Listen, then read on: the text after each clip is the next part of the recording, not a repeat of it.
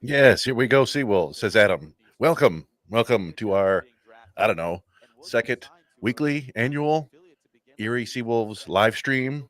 Watching here the game 2 of the Eastern League Championship Series. It's me, Chris Brown, your objective journalist, wearing his Erie SeaWolves hoodie and his Frankenwolves hat, and even his Erie SeaWolves replica ring, uh, just for fun, because as I said, we're objective here. Raj is actually out walking at the moment, but he will be back soon. He had a long day of work. And I think probably like many of us, he maybe took a couple breaks during the day to watch the Detroit Tigers with another epic win over the Tampa Bay Rays. Tarek Skubal just, proving his Cy Young bona fides. Winslow Perez, 3 epic at bats, and the one that made the difference in the game. And just the Tigers keep on rolling along. Sounds like they're going to get Jackson Jobe to pitch tomorrow. So a lot of funds for Tigers fans right now, and a lot of fun too, not just plural funds. But yeah, right now we're watching Erie take on Somerset, and Erie got off to an early lead. Once again, 1-0 in the first. Austin Murr worked a walk, and then Chris Myers, who's been kind of the hero of the playoffs so far, nice little single through the infield to score Murr, and here we are, 1-0. Austin Berger worked a 1-2-3 first inning, struck out Spencer Jones. That's not a surprise. Yeah, so we're just going to be here watching this game, talking about Erie's chances, seeing if Erie can't win this back-to-back title. So hope you guys hang out with us. I don't know how many people are watching at the moment, but I'm sure more will come. And yeah, it's looking pretty good right now for the SeaWolves. So I'm just checking. So back-to-back walks from Alfonso and Brady Allen, the 8th and 9th inning, or 8th and 9th hitter in the lineup. So turning the lineup over, 2 men on with 1 out here. I will point out, I did a little bit of research before the show. Erie SeaWolves fans may remember this. That Erie, actually, the last time they were in Somerset, that's when they clinched the first half title, and they absolutely bombed Somerset that series. They lost the first game, and then they scored 49 runs in the next 5 games, and they stole 22 bases and were only caught 3 times. I think maybe Somerset has shored up their catching a little bit, but I don't know. So yeah, definitely some good vibes for Erie and Somerset. And then Somerset came to Erie shortly thereafter and lost 4 of 6. So, the SeaWolves lead the season series 9-3. If you count the first game of the playoffs, that's 10-3. And yeah, you got to feel pretty good about this right now. The umpire is telling the pitcher to look at him. I don't know. That's something to do. But Adam, I appreciate you coming here and commenting. I'd welcome anybody else to comment. We've got who's up right now? My apologies. Yeah, Carlos Mendoza. That doesn't look like Carlos Mendoza to me. But that's what my phone says. So we'll see. But maybe it is. Yeah. Okay. Well, hello, Erie SeaWolves. Thanks for joining us. Hey, Josh. Yes, absolutely great game. The vibes around the Tigers are incredibly strong right now. A lot of people. It's great. It's great fun because there's a lot of younger Tigers fans who have never seen winning or don't remember winning, and what it feels like and how exciting it is to be playing in these tight baseball games. And I was making a comparison today, and it hit me that I'm talking about something that was damn near 20 years ago. Was back in 2006, when the Tigers had their kind of miracle out of nowhere playoff run. They also still had a top 10 pick, I believe, because they were pretty bad the year before, and they took Andrew Miller, who was thought to be the top prospect in the entire draft, and then they go out the next year and they're awesome in the big leagues, and so they bring up. There's 1 out for the SeaWolves right now. I'm sorry. Yes, Managerial struck out swinging to start the inning, but back in 2006, they're looking like a playoff team, and they bring up Andrew Miller down the stretch run at the very end of August so he can pitch for them in the playoffs. And that's kind of what this Jobe move feels like. It's it's obviously you don't want to compare until it happens, but that 2006 team kind of got off to a hot start and slowed down. It was the opposite of this 2024 team, but yeah, it's good vibes. Like I said, great win. They only got 3 hits, only 2 runs. Didn't matter because Tarek Skubal is Tarek Skubal and Bo Brisky is Bo Brisky. So a lot of fun going on right now. And here we are watching these SeaWolves battling, kind of not a whole lot different than their big league counterparts, right? Putting together a lot of long at bats, fighting. Austin Bergner out there looking like Tarek Skubal, even though they might be the same age. I have to look into that. I think they were in the same draft. Yes, Matt Wood said He's listening. The announcers mentioned that Gage Workman got shafted on the MVP award. Yeah, I mean, he really did. It's these things are. Oh, that looks like a hit off the. Yep, the bases are loaded with one out now. After Mendoza takes one off the toe, he gets on base no matter what. But yeah, Gage Workman led the league or was in the top 5 in the league in basically every single offensive category. And they gave it to Christian Campbell, who was a higher ranked prospect and a very, very good player. But he only played, I think, 54 games in the Eastern League this year. And, they vote on these. The announcer said they vote on these things. And I believe it's the opposing managers who do the voting. They vote on them in early August. So like 6 weeks ago, 5, 6 weeks ago. And things can change in that time. But, it's the minors and guys get moved up all the time. People were saying that Hao Yu Lee was probably going to be a strong MVP candidate had he not gotten hurt. So no, this is actually my hat. I'm wearing it to be kind of funny. I will take it off as soon as Raj gets here, but I want him to see it. I bought this for my son a couple of years ago when we were out in Erie. And what I'm talking about here is Deadly Ninja B said Brown stole one of Raj's hats. No, I don't think Raj owns this hat. I thought this is the Frankenwolves. Seemed like a hat that my son would like. But he's kind of like me, doesn't really wear a lot of hats. But we got Austin Murr batting here with the bases loaded. How many times has Austin Murr come through down the stretch this year? So it would be in character for him to do it again. And that could come in the form of a grand, might come in the form of a walk, maybe even just a sac fly. But be nice for Erie to tack on some early runs here. Maybe in Grand Slam put this one out of reach. I talked a little bit earlier about what Erie did in Somerset earlier this year, but there's also plenty of history going back 2 years ago when Erie lost the Eastern League Championship here in Somerset, got no hit, a nearly perfect game against them. So exercising some demons there too. Raj will be joining me tonight. Yeah, he's just out walking at the moment. He, like I said, he had a long day at work and wanted to. Has too much curve for. Yeah, you know what? I don't know. Like I said, I don't often wear hats, but it felt like the thing to do here. We're gonna go watch these these Erie SeaWolves win the Eastern League Championship. Might as well get decked out in all the regalia. Let's see, what did you say here? You said it's been a surreal month plus for the Tigers. Erie has been fun as well. Hoping we can seal the deal here and beat the Pates. The Pats? I guess it's the Pats. Nobody calls them the New England Pates, right? There's New England Pats. Yeah, it would be. We've talked about it all year. Like, it feels like Erie has no business being here. They've had, and there it is. You've got Austin Murr working a bases loaded walk to make it 2-0. These SeaWolves put a lot of pressure on opposing pitchers, and it'll be interesting to see. I mean, it's the playoffs. This is do or die. I would expect that Somerset's going to pull their starter now, right? But yes, it's Erie has done this despite consistently losing some of their best players.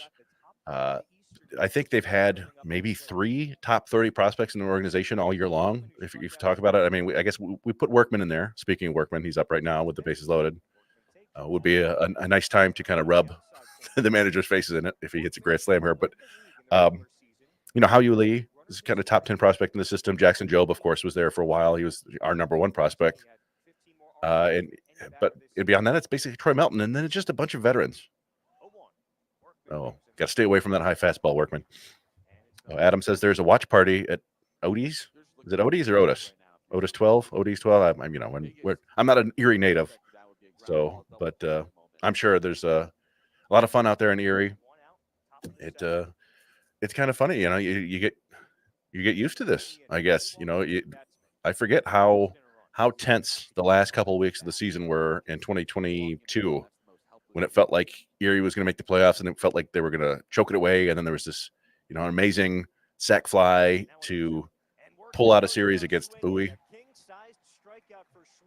That's Workman chasing there, probably going for it a little too much. We've seen, a lot of these teams have been pitching around Workman, and I don't know. He probably is getting a little antsy to try to cash in all these runs here. But if Chris Myers picked him up last time, see if he can do it here again. I'm going to take a drink. Yeah, it wasn't an ideal swing there from Workman, but as we said, it's been a team effort from Erie all year. Talked about it on our minor league show last night. Like, every game feels like somebody else. Last game, Carlos Mendoza had a monster performance. So both sports anchors out of Erie. So is that Isaac and I'm forgetting the other guy's name, but we follow them. It's the thing to do. It's the midweek. There's no NFL games going on. You don't have to worry about I don't know, University of Pittsburgh or whatever. I don't know who else they might cover there in Erie, but yeah, anytime you can win a title, it's good. And another thing we talked about and on the show last night is that the Tigers won this year's minor league winning percentage award, if such a thing exists. Baseball America, family boasting if the Tigers beat. You know what? So Josh asks, will there be any family boasting if the Tigers beat your wife's cousin for a wild card spot? Maybe, although I don't, speaking of my wife's cousin is Alex Kirilloff of the Minnesota Twins, and he hasn't played in about 4 months. And it's kind of a Spencer Turnbull situation there with him where he was not performing. They tried to send him down, and then he revealed that he had a back injury that he had kind of been hiding from them. And it's been strange all along. He's had wrist issues throughout the minors, and a lot of times they were, encouraging him to get shots instead of get surgery, and a lot of weird stuff that happens in professional sports, right? And you're a player, you want to help your team, and so you're trying to play through injury, and the team's encouraging it, but oftentimes it's not what's best for you. And so, yeah, I actually kind of feel for my wife's cousin at this point because he hasn't been able to play, hasn't been able to help, and the team is collapsing. But I won't be too upset if the Tigers make it and the Twins don't. So yeah, we got Chris Myers battling here, and as we say, he's been the star so far in the playoffs. That incredible catch and double play the other day, hit a home run 2 days ago, and then another incredible diving catch. Just been a bit of a wrecking ball, and I'm sure he'd like to get one more here. Good eye there, laying off the breaking ball. Now this is I forget it's a Ty Schlitter. It's kind of a tough name there as a Cam Schlitter. It sounds like something maybe that you shouldn't be doing, but yeah, he's considered one of the Yankees' better pitching prospects. I think kind of a breakout prospect this year, not necessarily along the lines of like a Jaden Ham, but maybe more like a Garrett Burhan or somebody like that who's arrived and proven himself to be a decent prospect. So Erie's doing this against a pretty good pitcher, and it's nice to see.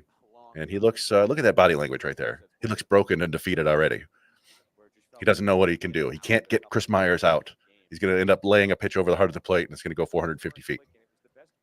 But maybe he'll strike him out. I don't know. That's just my guess. I'm not a body language expert. I should probably take off the Erie championship ring now. I don't really need to be wearing that. As I said, I will be taking this hat off as soon as Raj gets here. Oh, their little poker. Oh, look at that. Is he out? Oh, play at the plate. That could be huge, but Chris Myers comes through again with another RBI, his second of the game. Erie leads 3-0. I would clip that and post it, but it seems rude to do that while we're live streaming, so I won't. You guys are watching. I have the sound on the game, but it's pretty low. I don't know if you want me to just turn it all the way off or turn it up, whatever you want to. I'll leave that up to you guys. If it bothers you, I will turn it off. If you don't even hear it, then who cares? But yes, Jace Young would have been safe there. That would Jace Young's electric slide, as it were. But that's funny. Am I crazy, or did Somerset have the infield in just now with 2 outs? What was going on there? I don't want to. I suppose I could rewind it. Let's rewind that real quick. All right. Let's watch this to see. It felt like their infield was in. Maybe it's just because you're playing in against a guy who's probably going to pull the ball. No, they're not. It doesn't look like the shortstop's in right there. Okay, so it was just the third baseman cheating in because all right, because he was unlikely to hit the ball right down the left field line. So, well, you got to feel pretty good about their chances so far. It's still very early and anything can happen, but 3-0 lead early on. Nice to see. And that's, I think I think that was probably the right send from Gabe Alvarez at third base. It's 2 outs. You try to get a run, force them to make a play, and then they did. So you give them credit. But yeah, it was worth it. So, like I said, good start for Erie. This is exciting. Kind of wild. They went 15 years without a playoff game, and here Gabe Alvarez is taking them to the championship his first 3 years in Erie. And I don't know what they don't do live win probability. But you have to think it's probably about 65-70% for Erie right now. Yes, that is the Joey Cora School of Sending, but I don't know. It made sense to me, right? Like that was a pretty slow dribbler. It was Mendoza who got thrown out. He's a average, above average runner. Oh, that one ate up Gage Workman right there. That thought he would have that, but it looked like it kind of knuckled on him a little bit. But 109 miles an hour. Oof. Yeah, so that one, you could tell that kind of moved on Workman. It looked like he was getting ready to head to his right, and then he had to kind of lean back to his left. And I don't know. That's one of the things. Like that's a very difficult play. I would never.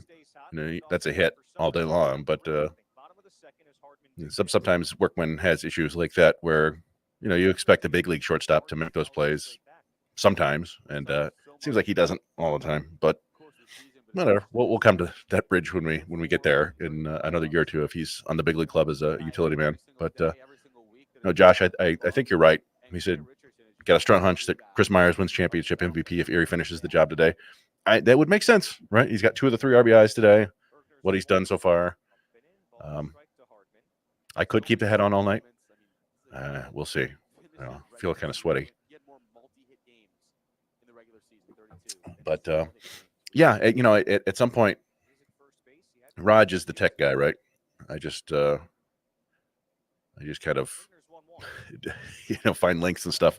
But hey, I'm sure we will put Greg and Sam on the broadcast at some point soon when he gets here, because that's who we want to hear. Right? We want to hear our friends of the show join us and call the game because they've done it all year. We might as well hear them instead of these Somerset bozos, who are probably very nice people, but we're going to refer to them as bozos for now. I would think a double play is possible. Bergner, yes, we can get a double play. I'm going to go ahead and I just looked at the play-by-play. There's Raj. There is Raj, and we're getting right in time for a double play to end the inning. Nice done. Yeah. So how are you? I'm all right. Just I needed to kind of been a weird day at work, so I needed to kind of so. Yeah, I just been kind of here filibustering for a little bit.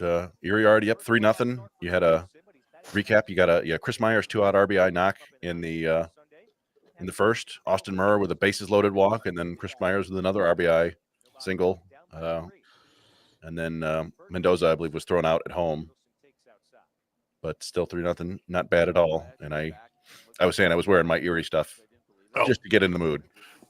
But yeah, I'm sure we can figure out. Yeah, this is where I was waiting for you to listen to Sam and Greg instead of the Somerset announcers. Let me see if I can see what I can arrange here. I love how people we appreciate we're miracle workers, but there's only so much we can do. So let me see here. Yeah. So one of the issues, of course, is that the timing might be off a little bit, but hopefully we can get it close enough. If it's behind, I could probably cut the stream back a little bit. But Austin Bergner doesn't look quite as sharp as he did the other day. I think he's had some trouble historically against Somerset, but it's all hands on deck. So he's certainly not in any trouble right now. But if he does, they have other options. It is a little behind. Mm-hmm. I could. So you want me to move the broadcast back? No, we're good. We're good. All right. We're good. Yeah, thank you, Kevin. Damn it, Jim, I'm a doctor, not a miracle worker. So, I'm not sure if I'm streaming this to all the proper platforms or what. Let's see here. Yeah, you are. Yeah, you're good. Okay. It said I can only pick 3, and so I went with Facebook, YouTube, and Twitter. Yep, you did.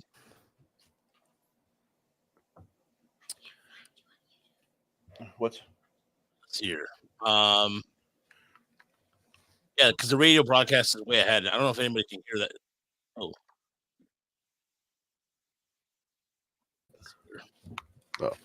Sorry. Harrison was telling me that he couldn't watch me on YouTube. Oh, you couldn't? I was telling him to. Yeah, I'll find it for him. Although I think he's probably stuck on kids' YouTube. Okay. But let me see if I can share. The only thing I can do right now is there we go. Nice change up, I think, and get the out. Change up. It was a change up, yeah.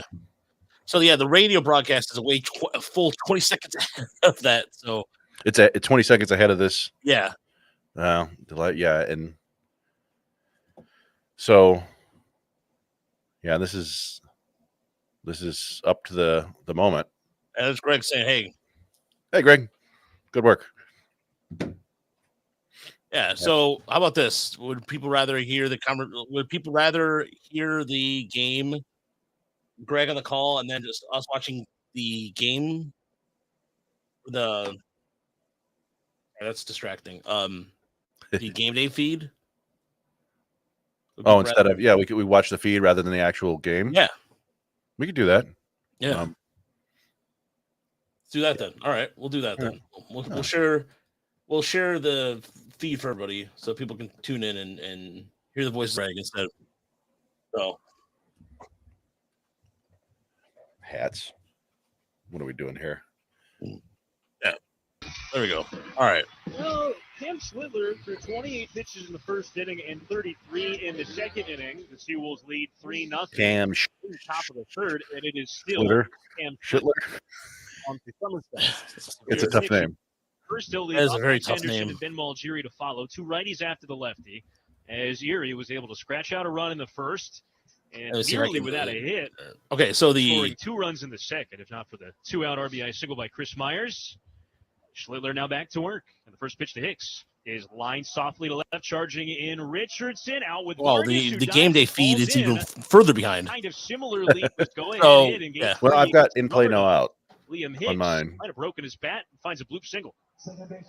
Should I share mine good or aggressive swing on a pitch up in the zone and was able to sneak it in there for a knock. They're seeing Schlittler well. They are, and he's had to work very hard. That was. We share this in Discord. Oh, there so we if go. I share that ruins the audio, then, huh? No, the audio's still playing. We're good. Short, Right. but It wasn't long playing for now. me. If I do this, I think. Fielding at Schlittler. His play is to first, and he throws out Anderson. That works like a sacrifice. Just a little nubber off the end of the bat. Number. So Hicks goes to second. That's the first out here in the Erie third. If the SeaWolves win today, it'll be the first team since the Yankees affiliate, the Trenton Thunder in 2007 and 2008, Wow, to repeat as champions in the Eastern League. But still a lot of time left in this ball game. yeah. But So the audio goes away for other nothing to people. scoff at early in this game. Okay. Now the interesting Here's thing Ben about this is that Managerial. we don't have to talk anymore. Struck out to begin that Erie This is second. true. We can just sit back and everybody can watch foul and out of play. SeaWolves a little more aggressive in this third inning against Schlittler. I think they can sense. So how does it work, by the way? If the Twins lose tonight, would the Tigers' magic number be down the floor? Against him. Oh boy. You pegged it first time through. They are just attacking Ben with high fastballs, and until he can prove that he can either hit or lay off that pitch, that's where they're going to go. The 0-1. Yeah. Fouled straight back. That was a slider away. Think Ben reached so. for it. Nothing in 2 on Ben. Yeah, I don't know. Now, SeaWolves do not have an extra base hit so far against Schlittler. They've never been great with the magic number. They have walked 4 times, and they've been hit by a pitch as well. Other than 3. That they've produced 3 early runs in this game. Schlittler ahead 0-2 with Hicks leading off second. Righty deals. Shot the other way, foul on a high fastball. Been able to stay. It would be okay. alive So it would and see be. another. It would be. So the Twins lose Switch tonight, hitter it would be Eliezer down the floor. Alfonso waits on deck. The righties really haven't been the problem so far for Schlittler.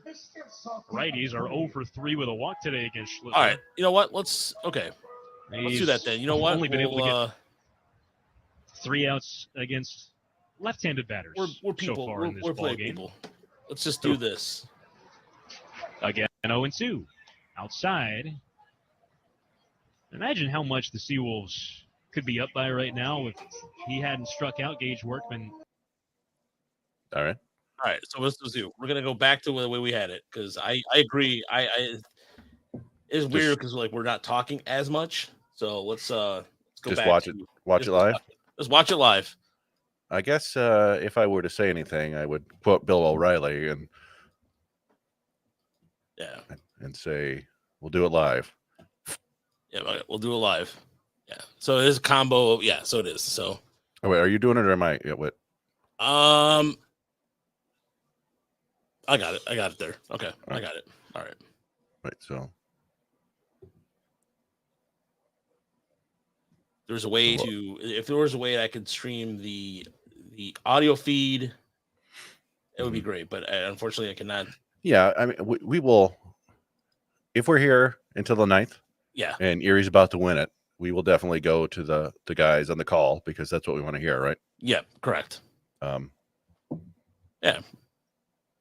Oh, nice. Greg said he gave us a shout. Not sure if nice. it came through or not. Okay. We appreciate that, of course. Yeah. Can you imagine what we talked about this before? But Greg Gang, of course, is filled in for Jason Benetti all year long, and has been going all around the country and into Canada at times. Yeah. And right now, you're dealing with an epic Tigers run to the playoffs, and meanwhile, your home broadcast, the Erie SeaWolves looking like, chance to win back-to-back titles. Just there's a lot going on there, and a lot to remember, and a lot to do. So, ton of respect for Greg for doing that and doing it well. Like LL Cool J said, right? Doing it well. That's He's right. not representing Queens. He's representing Ohio, I believe. Oh, he is from Southern Ohio, I believe he is. Youngstown? Oh, yeah. Youngstown, yeah. Is it Youngstown? Akron? I don't remember. I think it's Youngstown. It is Youngstown. I know I thought that was Garrett Cole pitching. I know it's not Garrett Cole pitching, but for whatever reason, I thought they hit the hair kind of gave away there, but nice. Cam Schlitter. It's just it's not a great name. I feel bad for him, but whatever. So Mendoza or Alfonso, I confuse Mendoza and Alfonso sometimes. They're both kind of roughly the same shape. Oh, Adam said he just heard it on the broadcast with a shout out. So awesome. Yeah. Thanks to Greg for doing that and Sam. Alfonso giving him a battle here too. Well, I mean, that's what I was saying earlier is that's kind of the one thing about this Erie team that's just stayed consistent all year long is there's just a lot of guys who battle. And really, we talk about Mendoza as kind of the key of that, but Trey Cruz, when he was still, healthy, was just a really tough at bat for the most part. And Workman is a guy who's going to make you pay most of the time. And Chris Myers scares you with the power. And everybody, like even the guys on the bench right now, we haven't seen Patrick Lee in a while, but he's a guy who'll give you good at bat. And I don't know, it's a fun team full of guys that, as we talked before, aren't necessarily like future big league stars, but really professional baseball players, right? Like, obviously they're professional baseball players. They're playing professional baseball, but again, like just how frustrating are you if you're this pitcher? I talked about it a couple innings ago where he just looked defeated on the mound because they keep fouling off pitches. They keep, they're swinging at strikes and taking balls. They're playing Yankee style baseball. I mean, as you recall, every time you watch Sunday Night Baseball, oh god, the kind of baseball the Yankees would do against Boston. Yeah, absolutely. Yankees in Boston. It was always those games were 4 hours long and they were 9 innings because both teams were just epic marathon at bats. Winsel Perez at bats, if you will. Yeah, that was a very, very clutch at bat this afternoon. How much of the game were you able to watch? I know you were working. I watched. I had it on the other. So I had it. So I have two screens in my home setup. So I had it going on another screen, but I had the audio only. So I also just perked up like, oh, yeah, and just It was an interesting game because it felt like, I don't know what the game plan was, but it felt like the Tigers were really, every hitter was trying to jump Ryan Pepio early, like swinging early, except for Perez. And I guess even he was swinging early, but he was literally like, through the 3 times through the lineup, it was basically him with 3 really good at bats, and nobody else did much of anything. There were a couple hits. Then Parker Meadows had an outstanding at bat too, right before Perez got there, and he got the huge hit. And there were a couple like early on. Colt Keith had a chance to knock in and run, and it was first pitch swing, pop out, and then Kerry Carpenter did the same thing before Winslow. But just another awesome, memorable win. Just to throw it on the pile with the 35 other awesome, memorable wins over the last 2 months. Yeah, 26 pitches and 3 at bats, says Matt Wood. That's it was. I don't remember where we said it. Maybe it was Discord, maybe it was on one of our shows, but it was. I feel like a couple weeks ago, it was like this team kind of just needs the Tigers need a little Winslow Perez every now and then. Like he's one guy that he goes out there and it feels like he steps up when the moment gets big and he's gonna battle no matter what, and just feels like he comes through more often than not. Yeah, no, it's Oh, who do we have here? let's see here. Oh, that's a nice looking couple there. Yeah, somebody had a baby. 3-0 SeaWolves over the Colby White. Patriots. There's one member of the right. Patriots who is missing this week. He's been All a right. huge part of the success this year. His name is Colby White. Congratulations. Colby White family gave birth to Maggie just last week when the Patriots were in the middle of a playoff run. There we go. He's not here, but he's here in spirit. It's Kiko Romero. I mean, how much do you want it, Colby White? Do you really care that much about your kid, or do you want to win an Easter League championship? I don't know. I'm questioning the dedication here. Colby, is he? Yeah, he's a player. Colby White, First kid. age 26, 6th-round pick, 2019 out of Mississippi State. Yeah, no, that's fun. But I'm just curious when Austin Bergner started adding the leg, the Japanese style windup, because that's what you see. That's primarily what you see in Japan, right? I mean, that's. Yeah. Well, I remember him having, a leg kick, but yeah, this is the little little knee bounce. I don't know. Yeah, that seems kind of new. There's a leadoff hit, right? That's not what you want to see. Maybe roll up another double play real quick. He's 21 pitches through 3 innings, so he's been efficient so far. Yeah, no, that's what I was going to look at earlier. As I was saying that Bergner can do his Tarek Skubal impression, but I think I'm going to check it out. Bergner is 27 years old in 4 months. Skubal is 27 years and 10 months. So yeah, Bergner's 6 months younger than Tarek Skubal. Yeah, Cortez too. Yeah, Cortez does do that too. For the Yankees, Nestor Cortez. Oh, Nestor Cortez, yeah. Yeah, by the way, fun fact, my cousin, one of my cousins in down Florida knows him. I don't know what that exact relation, but because he's from Hialeah, and my cousin, I forgot how my cousin has some sort of, they know each other, but yeah. Everybody in Florida knows everybody. Apparently, yeah. Matt Cortez came back and had a pretty nice season this year. So Matt Spurt here. Adam, can we see a double play? I wonder. And well, the last time he asked for one, they got one. I wonder if he's tipping us off here. I guess I feel like maybe Adam. Murr, got to squeeze that.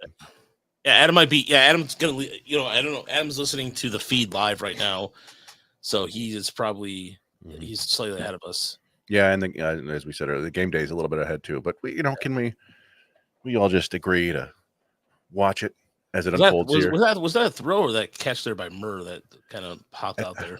It looked like it just popped out of his glove, but yeah. I don't know. It's not. It's no error because the double play is not guaranteed, right? So at least they got the lead runner, and now you've got Spencer Jones, who's a threat to strike out in every at bat. He might also hit a 450-foot home run, but he's a tall kid. Yeah, I want to say he was 6'7", 6'6" at least. Maybe I'm. So Spencer Jones is, he's from. He is 6'6". 6'6", went to Vandy. Yeah. Drafted 25th overall in 2022 draft. I remember when they took him because we were doing the live draft show at Woodward that year. That's right. And because he had been a guy that wasn't, he was well known but didn't really do much in college. I think until that junior year. I think he was a two-way player, and then he's one of those late risers when you hear the draft talk, and people were comparing him to Aaron Judge because of his size and power. in athleticism. And so we're like, oh yeah, well the Yankees took him, of course. Yeah, they've been doing a lot of the college bats, right? I mean, this is a Yankees are traditionally more college bats when it comes to the draft. Well, I'm trying to think. I don't even remember who they took this year. They had they took Volpe that one year. He was a first rounder, I think. I took Anthony Siegler, who I think was a high school catcher. But Austin Wells, was the college bat. Yeah. So Ben Hess was the kid they picked out of Alabama this year. Yeah, they took a couple of college pitchers this year, right? Yeah, that was right. Like they took Hess, and then they took. It was 7 straight picks of college kids. So it was they picked 2 kids out of Vanderbilt. They picked Carter and Cunningham. Then they went SEC heavy. Yeah, went to the old Tigers playbook. Yeah, I mean that's the one thing when I think of like the New York Yankees, their developmental strengths, they tend to do a pretty good job getting these mid-round pitchers or later round pitchers and turning them into quality big leaguers. You see it kind of regularly with them, but not necessarily like, I don't know. They tend to have highly ranked prospects, but going back, 20 plus years, it always feels like they're a little bit overrated. Going back to, I remember when they're, they had the big 3 coming up: Phil Hughes, Jabba Chamberlain, and Ian Kennedy, IPK. And, all 3 of them had decent big league careers, but none of them were really game changers by any means. I mean, if you're looking at the 2020 draft, for example, the only thing that's panned out for them, for example, it would be Wells? It was Wells. That's it. Yeah. So you have Trevor Howard, who I remember who they picked from Arizona State. Yeah. And no, you talk about Tiger. I mean, we talked about in the past bad draft classes by the Tigers, but the 2019 draft class for them too. Like, if some of these classes have not been great. I mean, it's Spencer, Oliver Dunn. It's been a hodgepodge. Yeah, I mean, 2019 was pretty good for him. Josh Smith, he's with the Rangers now, but he's had a pretty solid start to his pro career. And Waldachuk and Wisniewski, I think they traded. Got a strikeout here. Brian Taylor. Ooh, that's a good flashback, Evan. Well, yeah, he was. They didn't get in a fight though, right? Is that what it was? Yeah, he was a high school left-handed pitcher, taken first overall. Incredibly raw, but I remember, he was getting compared to like Dwight Gooden, I think. Yeah, in terms of just this stuff, but he was really raw. I remember somebody telling a story about him. He did a pickoff play to second baseman. He turned the wrong way. Like he was just like he didn't have a lot of pitching experience. But yeah, I want to say it was a fight in the Yankees in a trailer or a bar, something like that. And he punched a guy and blew out his shoulder and never pitched. Yeah, Trey Sweeney was 25th overall, 26th overall, something like that. In he was out of college, right? He was out of Southern Illinois or something like that, or a small Illinois school. Yeah, Trey Sweeney, Eastern Illinois. Yeah, 20th overall in 2021. But looking at who else, they also took Richard Fitz that year, Will Warren, Jack Neely, Ben Rice. Will Warren, man, it seemed like he was in Somerset forever too. Yeah. 2022, they took Drew Thorpe along with Spencer Jones. Thorpe has been up. No, this is a Yankee system. You're right, though, Chris. This is a Yankee system that's not terribly every year. Like it's not like Boston. It's not as deep as Boston at all. Boston, by the way, got the Kristen Campbell was voted Baseball America Prospect of the Year. It was announced today. I don't know if you saw that or not. Well, I saw he was named. Was he named Prospect of the Year overall?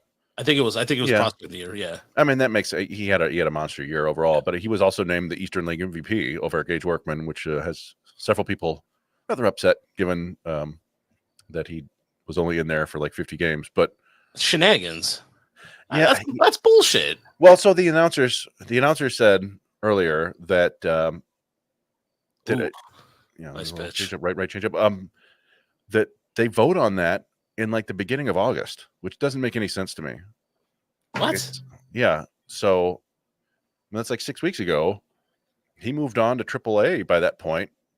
And is that why Jake Holden wasn't named an All-Star? Because Jake Holden deserves to be an All-Star too. I mean, Jake Holden had a really good year at first base. Yeah, I don't know. I don't really know how.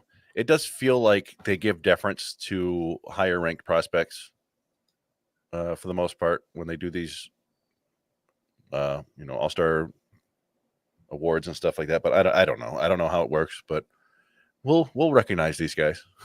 we'll give them their due. But give them their due. Yeah. Greg said that Gabe Alvarez should have won an award. Yeah, I mean we've talked about it a bunch. It's hard to say this without like disparaging the team, right? But I was trying to say it earlier, like they've only had a number like 3 or 4 legitimate top 30 prospects on the team all year long, and they're all gone right now, right? Yeah. Melton's hurt, Job is in the big leagues, and Lee is hurt, and time and time again they've lost key players. Cruz, Holton, we mentioned it, just key members of their team leaving left and right, and they kept winning, bring somebody new in for the bullpen. It gets the job done. And like, we always struggle to figure out exactly how much managers have to do with winning, but when it's 3 years in a row with multiple different teams and a lot of different prospects and a lot of different things happening, it does feel like Gabe Alvarez is really a huge part of what's going on in Erie, and he does deserve, I think, a lot of credit. And I mean, he would have been the manager of the year to me, but I'm not there on the ground in the Eastern League every day, so I don't know. I mean, but yeah, you're showing Workman stats right now. Yeah, look at this. I mean, this just speaks for itself. Yeah, Workman led the league in hits. I believe he led the league in extra base hits and RBIs. I think he's top 10 in average. Yeah, he got hosed. Yeah, it's 30 steals. Yeah, 30 steals. 30 steals, yeah. Is Alvarez the next Snitker? We don't know. I don't really know what Gabe Alvarez wants to do. I think most minor league managers have dreams of being big league managers. Most, I don't know, maybe not. We've talked about Andrew Graham before down in Lakeland. It seems like he's perfectly happy to hang out with the guys in the low minors and teach them. But yeah, you would hope that at some point, after getting to 3 straight championship series and maybe winning 2 in a row, that Gabe Alvarez starts to get some looks, at least to be like a bench coach in the big leagues, right? Yeah, similar to what a run that Jim Leland made. I mean, Leland although he was spending a lot more time in the minors than Alvarez did, Leland won at every level he was at. He spent a lot of time he won at Lakeland, he won at, I believe, AA, and he won at Evansville, which is his last stop before he was hired by Tony La Russa's staff, and I believe it was 83. So it is Gabe Alvarez. It's so weird that I'm having a conversation with Gabe Alvarez, a guy who I watched his major league debut with the Tigers. Mm-hmm. It's weird because this is a guy who I remember when he was coming up, the whole hype behind it and everything with Lynn Henning. It's so weird that Lynn Henning did an article about Gabe Alvarez and come full circle, and he was called up he had a really good stretch of 7 games to start his major league career. And I thought the Tigers had solidified their third base situation. So, and then now I'm, shooting him a text saying, "Hey, congratulations on winning." And it's just kind of a weird, surreal moment so it's kind of odd, he played at USC with Jeff Jenkins and Aaron Boone and stuff. And we know that he's kind of, he's got his text change with his buddies. I'm sure he was not terribly happy about USC losing to Michigan the other day, but, I didn't even brag about it or anything. No, but yeah, I'm sort of mildly surprised that Aaron Boone hasn't ever just been like, "Hey, come be my bench coach," right? Like, not that, you don't just do that because you're buddies with somebody, but at least you're used to, right? Yeah, I mean, that's what I'm saying. They used to be the case. I mean, but now it seems like there's so many specialized coaches too. So, yeah. I mean, if they're going to bring in Alvarez, so what does Gabe do that no one else can do? Yeah, it's but that's why I was thinking just like a bench coach, right? You basically you're a head coach in training. You take over when the Aaron Boone gets ejected, 5-6 times a year for being whiny, and we'll see. I think first things first. Go ahead and close this out. Win your second state title. Get another ring. One for the other hand. Yeah. One for the thumb. Yeah, you want the ring to take up so much more surface on your finger enough to where it kind of looks like you look like an MC. So we haven't talked enough about how funky Austin Murray's stance is. His knees are both going in opposite directions. It feels like, it. Yeah. He has I don't want to say John Walkenfuss, rest in peace. He had much more of an exaggerated batting stance.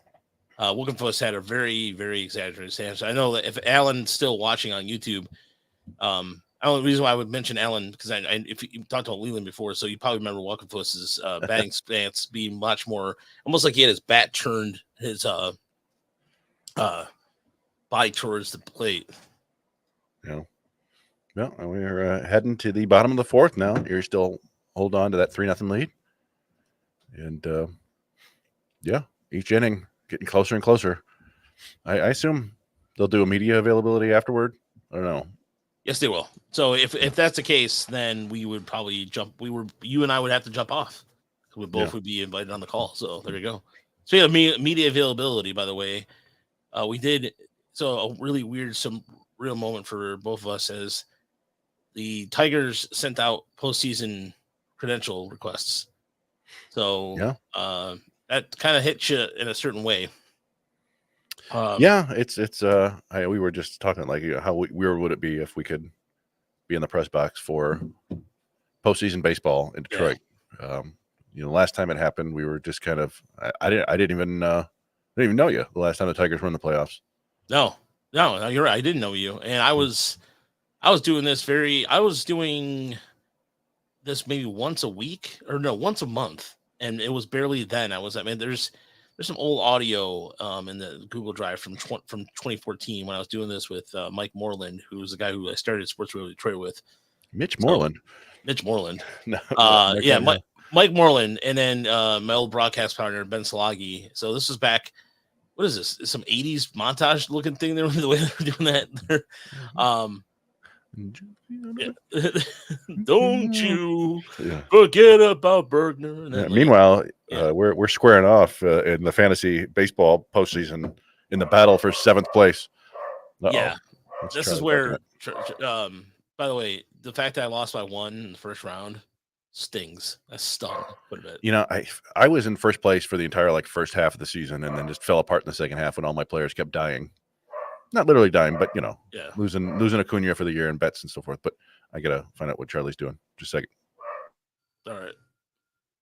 So while Chris is doing that, no, it's interesting that you look at how I've been doing this for quite a long time, but just how different things have changed in terms of streaming and what's capable of, and there's Somerset humble bragging their 2020 and stuff. No problem, Dookie Pickles. I like that name, Dookie Pickles. It's a sweet name. But yeah, it's weird how much it has changed in terms of podcasting, streaming, all that stuff has changed. And here we are now doing this. And so it's pretty cool. It is pretty cool. So was that nice little ground out. Yeah. Not a whole lot of hard contact. There was a 109 mile an hour single past Workman earlier, but I don't know if there was a Dookie Pickles. There was no, I know. I was complimenting him on the name. I like the name. Yeah, there was a blue pit earlier, but I'm looking.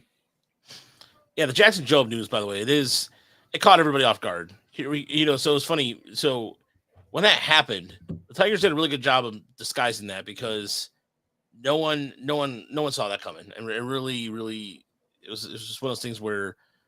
It was a suggestion that Harris called. I think, what was it? We read that Harris suggested Joe get called up. Is that what it was?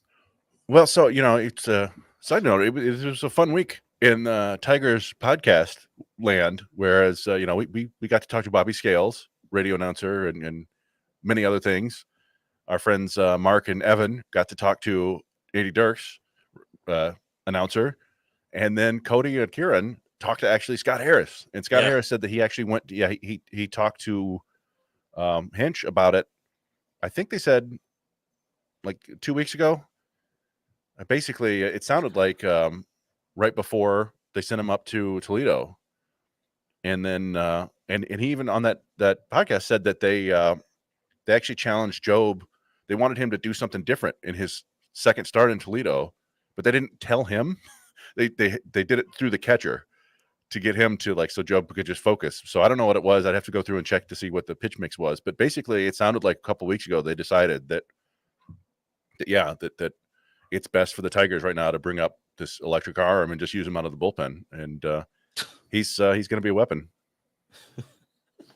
Well, no, you know what they asked? I give credit to Kieran and Cody. They asked him what was that like, telling Shelby, and he said it was tough. It was the hardest part of the job, and so forth and so on. But they felt like Job gave him a better chance to win, and that's the way it goes in baseball. It's professional athletics. It's not for the faint of heart. No, it's not. In his pregame interview, Job said he wasn't coming up, and then finally told him Monday he was. So he was told Sunday he wasn't coming. He's like, all right, well, shoot, I'll start working on my golf games, probably making plans for the week, because that Sunday was the last day for Toledo. Yeah. And then you get that call Monday. You're like, well, all right, I'll see you guys maybe sometime in October. Yeah, no, it's wild. But like I was saying earlier, I don't know if you were here when I was talking about this. It reminds me of 2006 a little bit.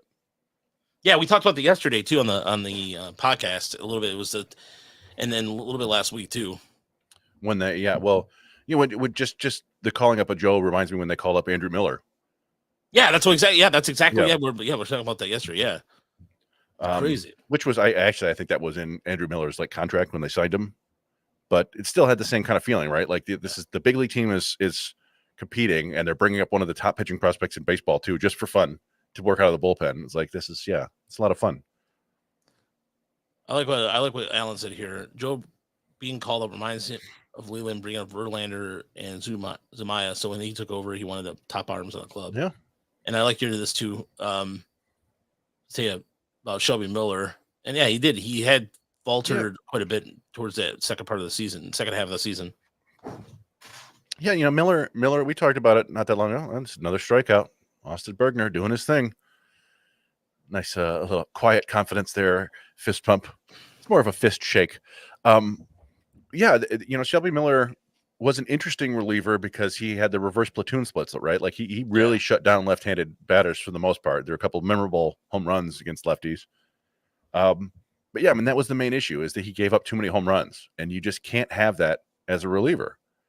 It's the one thing that's absolutely murder on a bullpen, is if you bring in a reliever, right, to try to get out of a sticky situation, or try to get you through an inning, and they give up home runs. Now, it's one thing if it's Bo Brisky, right, and it's working the second inning, and he gives up a solo homer. That's okay. You're up by 2. It's another thing if it's Shelby Miller coming in with 2 men on, and he gives up a 3-run homer, and he just did that a little too much, and that's unfortunate. But give credit to the Tigers for parting ways with the guy that they went out and signed and sought to be a part of the team this year. So yeah, it was gonna be. He had a team option for next year, and that looks like it's not gonna happen. So Ryan Anderson, the lefty, coming in for Somerset, as you see the stats on the screen, drafted in the 12th round out of the University of Nevada, Reno, in the 2019 draft. He's been it's interesting because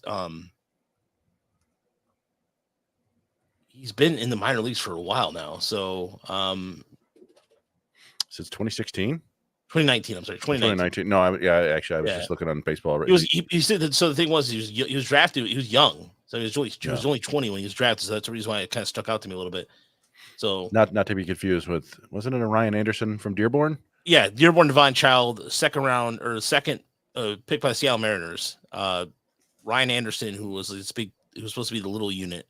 Yeah, 6'10". 6'10". Yeah, 6'10". Top 10 prospect in baseball. Yeah. And I played against them one time back in the old Catholic League days, and struck me out. What are you going to do? He was tall. He wasn't as tall then, but I remember specifically struck me out. Because I remember in high school, somebody was mentioning that to me, like, didn't we play against Anderson? And I was like, oh, yeah, we did. And he was a year ahead of me, I think he was. So, yeah. Drafted 99, I want to say. So that sounds right. Let's see, 97. yeah, 97. Yeah. So a couple years ahead of you, I think. But yeah, Divine Child. So he was the first round of 1997 draft. Let's go down memory lane here. The first overall pick in the 1997 draft. Can you name him? Matt Anderson. That's right. Oh, baby. And the second pick was J.D. Drew, who did not sign, followed by Troy Glaus, who had a pretty good career. Jason Grilly, key member of that 2006 team. Oh, the Rockies, right? Giants. Oh, that's right.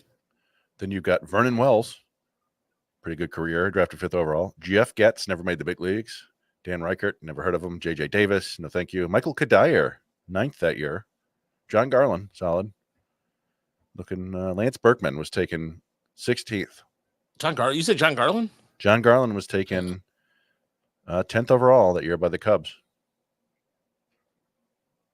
Funny looking back at this. Jack Cust, remember him? I barely remember that He guy. He was like a real 3 true outcome Oakland Athletic player through and through, and he had like a was he run kind of like with a big, like kind of big burly guy? He was like thicker, yeah. Yeah. Like he's listed at 6'1", 250. So, but yeah, I'm looking right now from 2007 to 2010, he hit close to 100 home runs and walked a ton and struck out a ton. So good, fun time remembering 1997.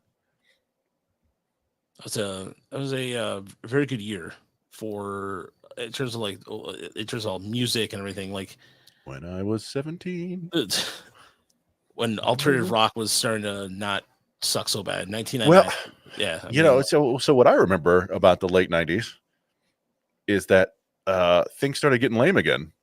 Yeah. It felt like in the early 90s, like everybody got cynical and wanted to get real, and like, hair metal was going out, and everything got kind of weird. And then I actually dropped out of school in 1997 at my junior year in high school. And when I came back, everybody was dressing like preppy Abercrombie kids and listening to boy bands and watching Dawson's Creek. And it was like this massive change in 1 year from wearing like flannel and listening to everybody had frosted tips. Remember that? Absolutely. Yep. That was such a weird phase. JT, Justin Thompson, 1997. That was the only pitcher on that Tigers rotation. Man, there was a lot of bad baseball there for the 90s. Oh, that was interesting. Speaking of bad baseball. Yeah. Oh boy. Liam Hicks. We should talk about Liam Hicks. I don't know if we mentioned this on the show the other day. I know we were talking about it in person. I think we were talking about it in person, but for as much as Trey Sweeney has meant to the Tigers, a lot of the trade acquisitions they made in those other deals have meant a ton to the SeaWolves. Oh yeah, Liam Hicks has been a big part of them in the second half. Eric Silva, Tyler Owens, they've all played big roles. So yeah, especially Hicks has really gave him another solid catcher, because in terms of from a catching perspective, he is a very good defensive catcher with the ability to hit. And it gives an opportunity for Alfonso to DH a little more too, and give some flexibility, because they lost, as you recall, a lot of guys to injury. So they lost Jacob. Wow, I'm drawing a blank all of a sudden. Now everybody. Wow. What? No, I'm just trying to think of who they lost to injury. Jake Holton. They lost Holton to injury. Yeah, so they lost Holton to injury. Lost Trey Cruz. So they had Alvarez had to kind of figure out a way to use Alfonso creatively in terms of even use as DH. So Hicks has allowed him to have that. So and he just fits right in with as we were talking earlier, like the kind of grinder mentality for this team. He hit 272 with 2 homers, 5 doubles with Erie, but 23 walks and 14 strikeouts, a 414 on base percentage. You add a guy like that to this lineup, and they just put pressure. They just keep putting pressure on opposing pitchers by getting on base all the time. And it's like you can't make a mistake because there's 2-3 guys on base. Yeah, we're laughing. Yeah, it was weird. It was just weird. Paula Cole came out of nowhere. She came out of, it's funny, Paula Cole came out of nowhere. Is that who Paula Cole is? Yeah, that's who she sung that song, and then she sung Where Are the Cubs? Wow. Did he get in there? Yeah. Yes, he did. Wow. Where are the gone to? Oh, the Marlins have taken the lead over the Twins. It's Nice. a 1-0 lead, but well, the only reason why people remember Paula Cole too is because she had armpit hair, so that was a big thing. She was Oh. very into. Yeah, she was at the Lilith Fair, and that was. Gotcha. But that's just Hicks is running there. Marlon, well, yeah. One of the things I mentioned, I don't know if you were on yet, was the last time Erie was in Somerset. I don't know if you remember what happened then, Raj, but you remember that was the final series of the first half. And Erie went in there. They lost the first game and then absolutely destroyed Somerset the next 5. They scored 49 runs. Remember, they stole 23 bases. They were just running constantly. And I think that's nice catch there. Nice catch there.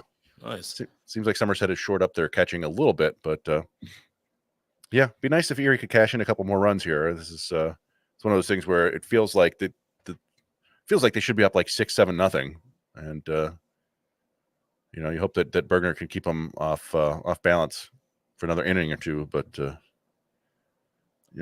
would be nice. So I'm gonna give a question to everybody who's watching right now. Who led that 1997 Tigers team in wins? Now, this was pre-Jeff Weaver, wasn't it? It's pre-Jeff Weaver. Weaver wasn't drafted until 99, I want to say. Clemson baseball. No,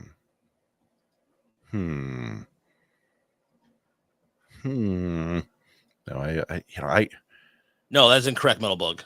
The late 90s Tigers are oh, wow. Matt, I like Matt Demicoli's answer there. Sparks. No. Good Was he on the team yet? I think that's a little no, he wasn't early for Sparks. Yeah, he was with the Brewers at that point, I believe. That 97 pitching staff doesn't look awful, actually. It's actually, that was a team that was a lot of fun to watch compared to 96. Yeah. Or 98, 99. This is 1997. Who led without, quickly looking it up, who led the Tigers in wins? I looked it up, but yeah. Oh, Elton. Oh, there, nice. There we go. Nope. It was Willie Blair. Thank you, Elton. Now, Thompson led them in innings, 223 to Blair's 175. But Blair went 16-8. I'll admit, I thought Brian Moeller would be the answer, but I was kind of surprised. But then you forget that Willie Blair, who I think he sued the Tigers. I think. Really? Do you remember?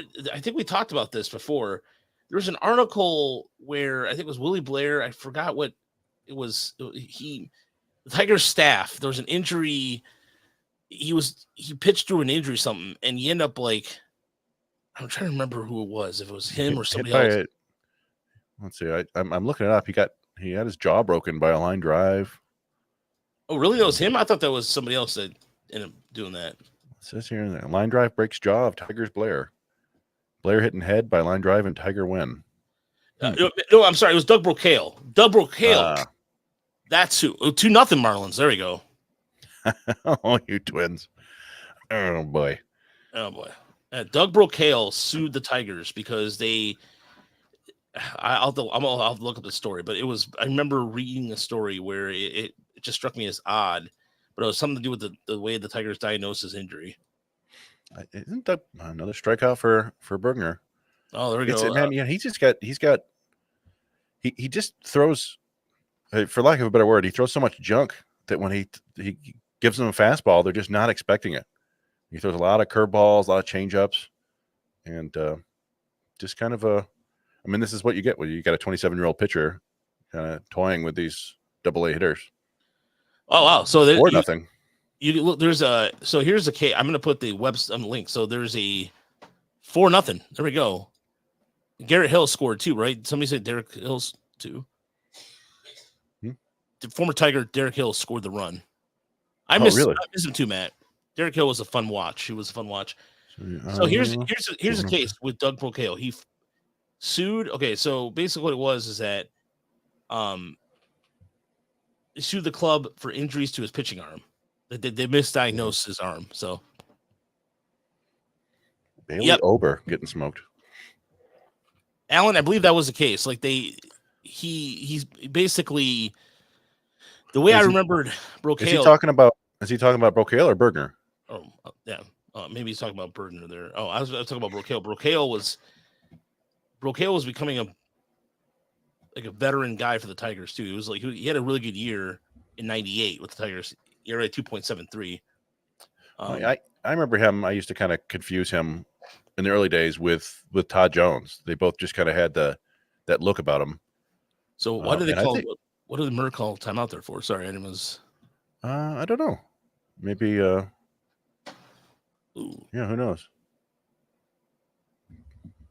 Ooh. It's Ober for the Twins. Ooh. Now they still have the Twins still have offensive firepower, so I'm not. And that's at home too. I mean, this is a Marlins team that gave up 24 runs against the Dodgers. I mean, I know. But I will say, and I've seen this before. It's one thing to like get down early on the road. It might actually be better for them if they were on the road. If they're home right now, you like that tension you feel as a player and as a fan. You're like, oh man, I can't believe this is happening. Yeah.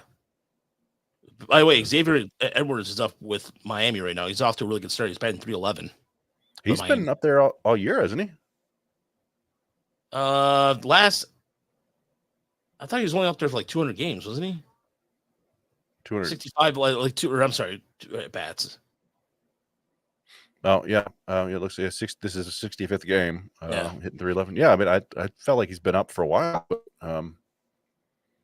we talk Marlins. I mean, if we really think about it, yeah, no, unless we're talking about good, bad, and ugly, yeah. But yeah, I feel like Brocail is still kicking around baseball. I thought he was. Was he? I think he's pitching coach. Coaching? Yeah, was coaching with Baltimore a few years ago. I'm not sure if he's still doing that now. So, but here's how it would happen too. On June 14, 2000, in Detroit, Brocail started complaining about inflammation of his right elbow. A follow-up injury report contained that the X-ray performed on the same day revealed spurring and new bone formation on the medical. I'm not going to try to say that word. Another note entered 2 days later that per Dr. Locke had spread with inflammation of the medical EPICONDYLE. Epicondyal? Yeah, but the ligaments and tendons were intact. So they said they basically misdiagnosed him, in other words. All right, no more Doug Brocail talk there. So I'm looking more, other games going on. The Orioles are beating the Yankees 1-0. I would prefer that the Yankees beat them. We want the Orioles to lose as much as possible and the Tigers to catch them. We also want Kansas City to lose as well. Kansas City currently 2 men on, 2 out against the Nationals. I think they have Cole Reagans going. So Bergner. So Jason wants to know about if the prospect report on Bergner. So Austin Bergner has been kind of like a veteran. He's been an org arm, 89, 91 tops in terms of his fastball. But we were noticing this earlier that he added, we're not sure when he added it, but he added kind of like the hesitation there. But he's just kind of a junk ball pitcher at this point. But he is a guy who's been in and around the organization for a while now. He's been using primarily between Erie and Toledo over the last 3 years. Yeah, and I think he was on the back end of our top 30 a few years ago because he had a really good year. And then another nice slow curve. But he's one of those guys where so in his career in AA, 291 ERA, 13 wins, more than a strikeout per inning. Career in AAA in 27 games, an 8.34 ERA. And that goes back to the last couple of years. It's not just this more recent stuff where. You think it's automated strike zone then? I think it goes back to before that. I think there are certain pitchers that they just don't quite have enough stuff for AAA hitters, if that makes sense. Yeah. Like, he's got.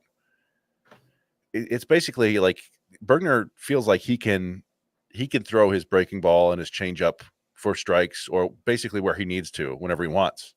And just I think AAA hitters can spot it and off it, and so then he has to come in the zone with that 89 to 91 mile an hour fastball, or lay the breaking ball in the zone, and they just crush it. And it's unfortunate, but there is, when you have a tiered minor league system like this, there are always going to be some players who are kind of too good for one level and not good enough for the next one. And you often hear about the sort of quad A player, right? The guy who's just too good for AAA but not good enough for the big leagues. Well, sometimes you see it in AA and AAA too, unfortunately. Yeah, big. Jake mentioned it earlier. Yeah, the Mets and Braves series, big series. This is a chance for the Braves to get back in the wild card thing. Yeah, thank you, Jason. Yeah, there's Bergner to me is just a guy who's been able to, if he in terms of even like just taking advantage of the upper part of the strike zone, and that might be playing some into it, Chris, because you were mentioning just now that if you can't get that upper part of the strike zone call, that kind of if he has to come in with that kind of slower fastball, he's going to get tattooed essentially, right? Is it? Yeah, I mean, I think that's basically it, right? Like, yeah, that there's just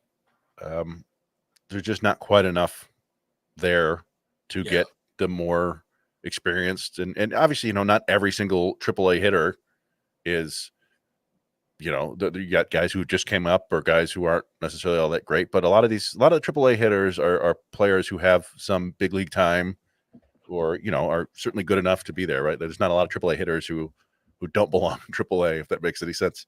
So it's a tougher challenge, and we've seen it. We talked about that's a nice pick by the third baseman. Wow, nice. Good, really nice play there. Short hop. But yeah, we talked a little bit before about like Andrew Magno seems to fit that same category where it's like every time he gets up to Toledo, the ERA balloons, and it's again, I think with him, it's more about, he's got this really nice set of breaking balls, but for whatever reason, AAA hitters don't bite on them nearly as much as AA hitters. It's not as drastic. I'm looking right now. So in AA, Magno's got a career 2.38 ERA, and AAA it's 5.60, which is not ideal, but not 8 ERA like Bergner. So by the way, that was Max Burt who made that play, and he was on the winning Somerset team in 2021. That name sounded familiar, and I was like, oh yeah, that's the same Burt that was on the Bert team. Yeah, hey Burt, hey Kermit the Frog here. Well, I'm trying to think. So Myers and Workman were on that the team that lost a couple years ago, right? I don't think Myers was he? Was Myers? I think he was. I thought he came up late that year. I guess we have to go back and look. Yeah, double check that, because I thought that he was still. Maybe he came up. I thought he came up last year. Maybe. We'll look that up real quick here. Yeah, you may be right. Let's see. Erie SeaWolves in 1893. Let's see. So that would have been the 20. He was with Erie last year. All right. Yeah. So Workman was on that team. Yeah. Bergner was with that team. Let's see who else was on that team. Walked there by Allen. Nice. Trey Cruz was on that team for 8 games at the end of the year. I do remember that distinctly. No. Jake Holton was on that team for 7 games. Lipsius, Parker Meadows, Dane Myers was. I think Meadows had moved on. Maybe no. Meadows was definitely part of the playoff team. Myers, Navigado, Naporti, Winslow Perez. What's that now? No, was Gibson Long at that? I think he was. I think they traded for him. Soretti came up at the very end of the year. Yeah, Workman was there. Bergner, Yaya Shintoof, Bubba Derby, Chavez Fernander, Wilmer Flores, Sawyer Gibson Long, Garrett Hill, Carlos Guzman. Remember he pitched in the. Oh yeah, that's right. That was last year before the Rule 5 where he got picked up by the Cubs. Yeah. Brent Herter, Chance Kirby, so AJ Ladwig, Ty Madden. AJ Ladwig, that's right. And then he got picked up. Then he next year played with the Marlins, didn't he? Made the I think so. Yeah. The Marlins, yeah. Reese Olson, Shea Spitzbarth. That's a name I haven't heard in a long time. Jared Toby, Brendan White, Adam Wolf. Jerry Toby just retired too, I believe. Vasquez, by the way, for the Somerset, 41 innings, 56 strikeouts, but 31 walks. So he's got a whip of 1.55. So this is a good chance for Erie to add on a couple runs here for a guy who struggles with command. Yeah, I mean, did he get a hold of that one? Looks like it was just off the end of the bat. Yeah, that's a deep fly. Just missed that one. Brady Allen has the power, too. Ooh. Judge Homer, Orioles up 2-1. Oh. All right. There we go. Thank you. I'll allow it.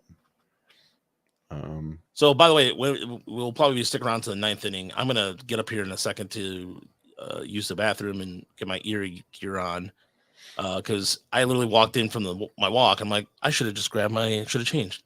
Mm-hmm. But when I get back here, or when it goes to the 9th inning, we'll stream strictly audio only. Yeah. So I want to hear the call. Yeah, and again, things are looking pretty good right now. Yeah. Would love to add on a couple runs. Maybe Carlos Mendoza can yank one over the wall. Yeah, he's had a really good series. He had 4 hits the other night, a double, a single, and a triple.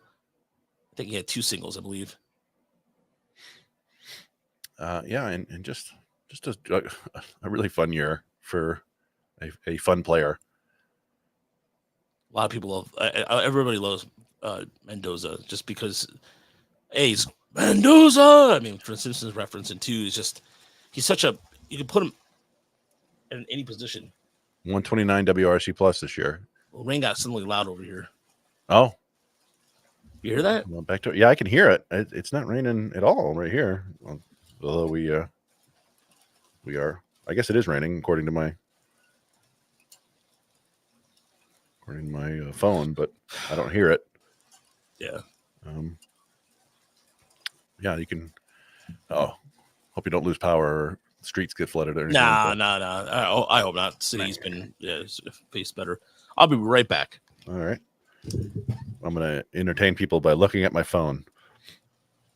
Yeah, we're actually okay. Yeah, there's a big, heavy green blob over Raj right now, whereas I'm relatively clean.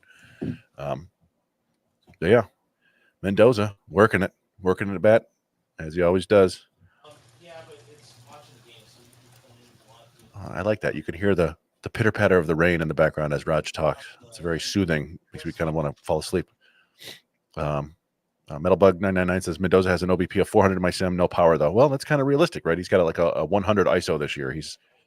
That's one of the things he's lacking, right? Is just not much in the way of over the fence power and really extra base power. But speaking of weather, Ryan Weathers escapes a jam in the second, still 4-0 Miami.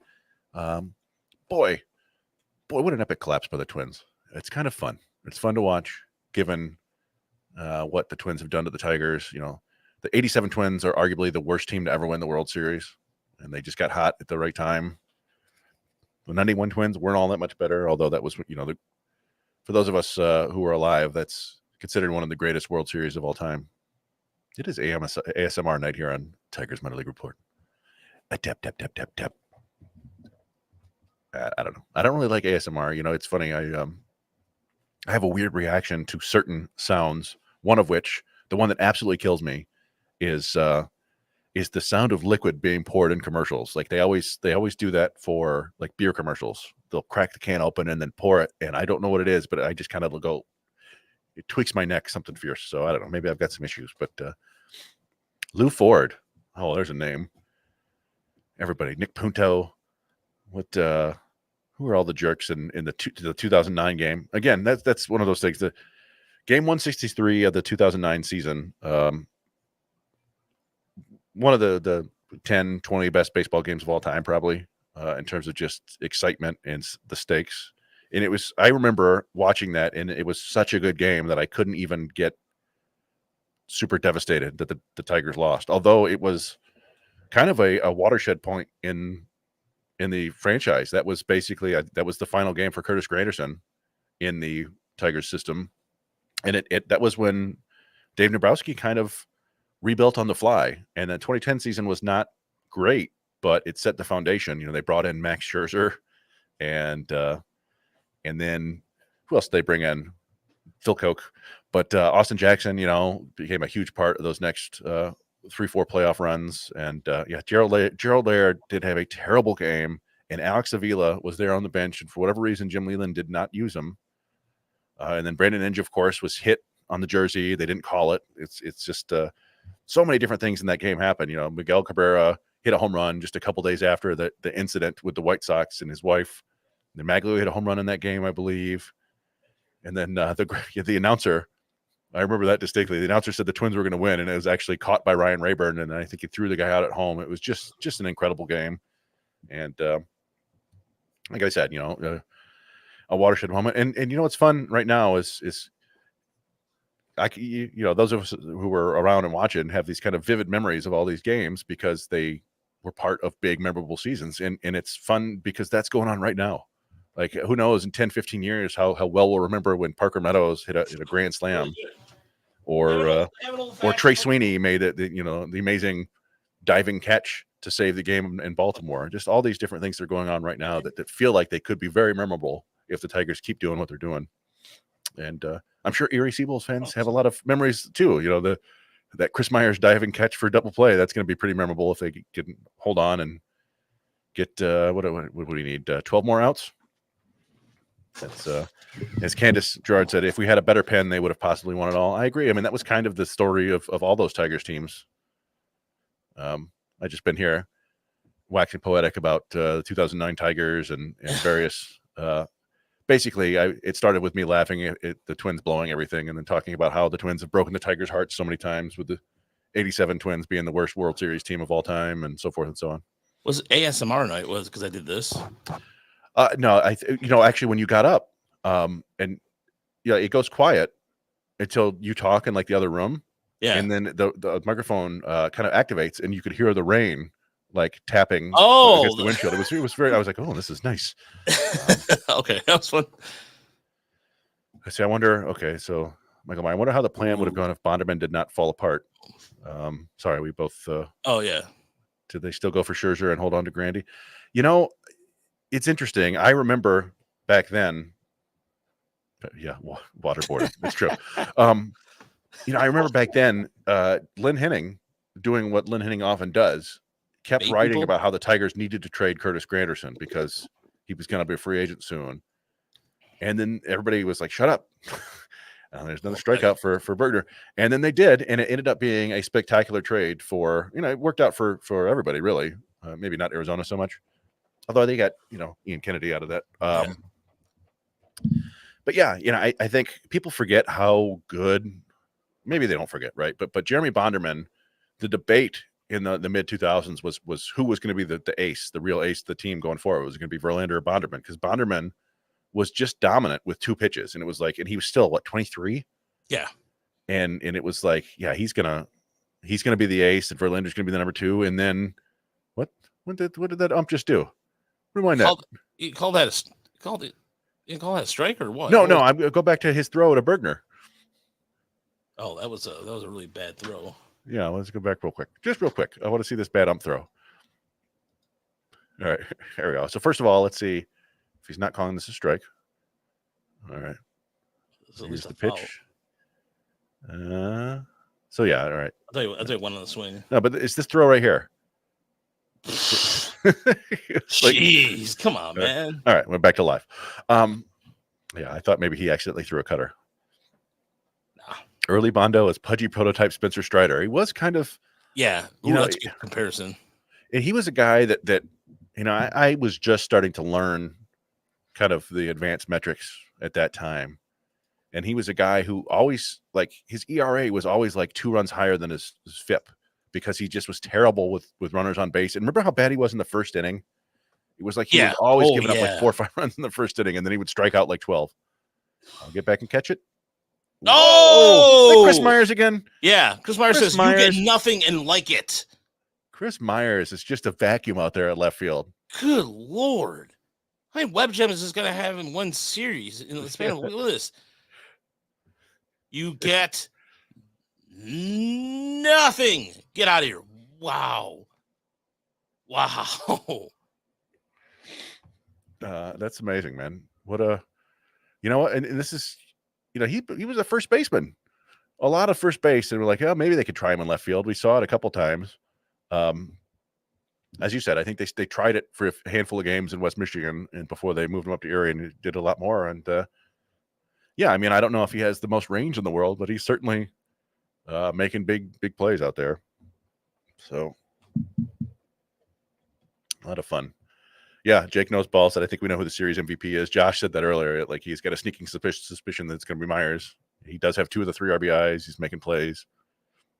Although, I mean, give a little bit of credit to Bergner, who's got 6, getting close to 12 shutout innings in the playoffs, right? That's kind of what Herter did last year, right? Yeah, no, same thing.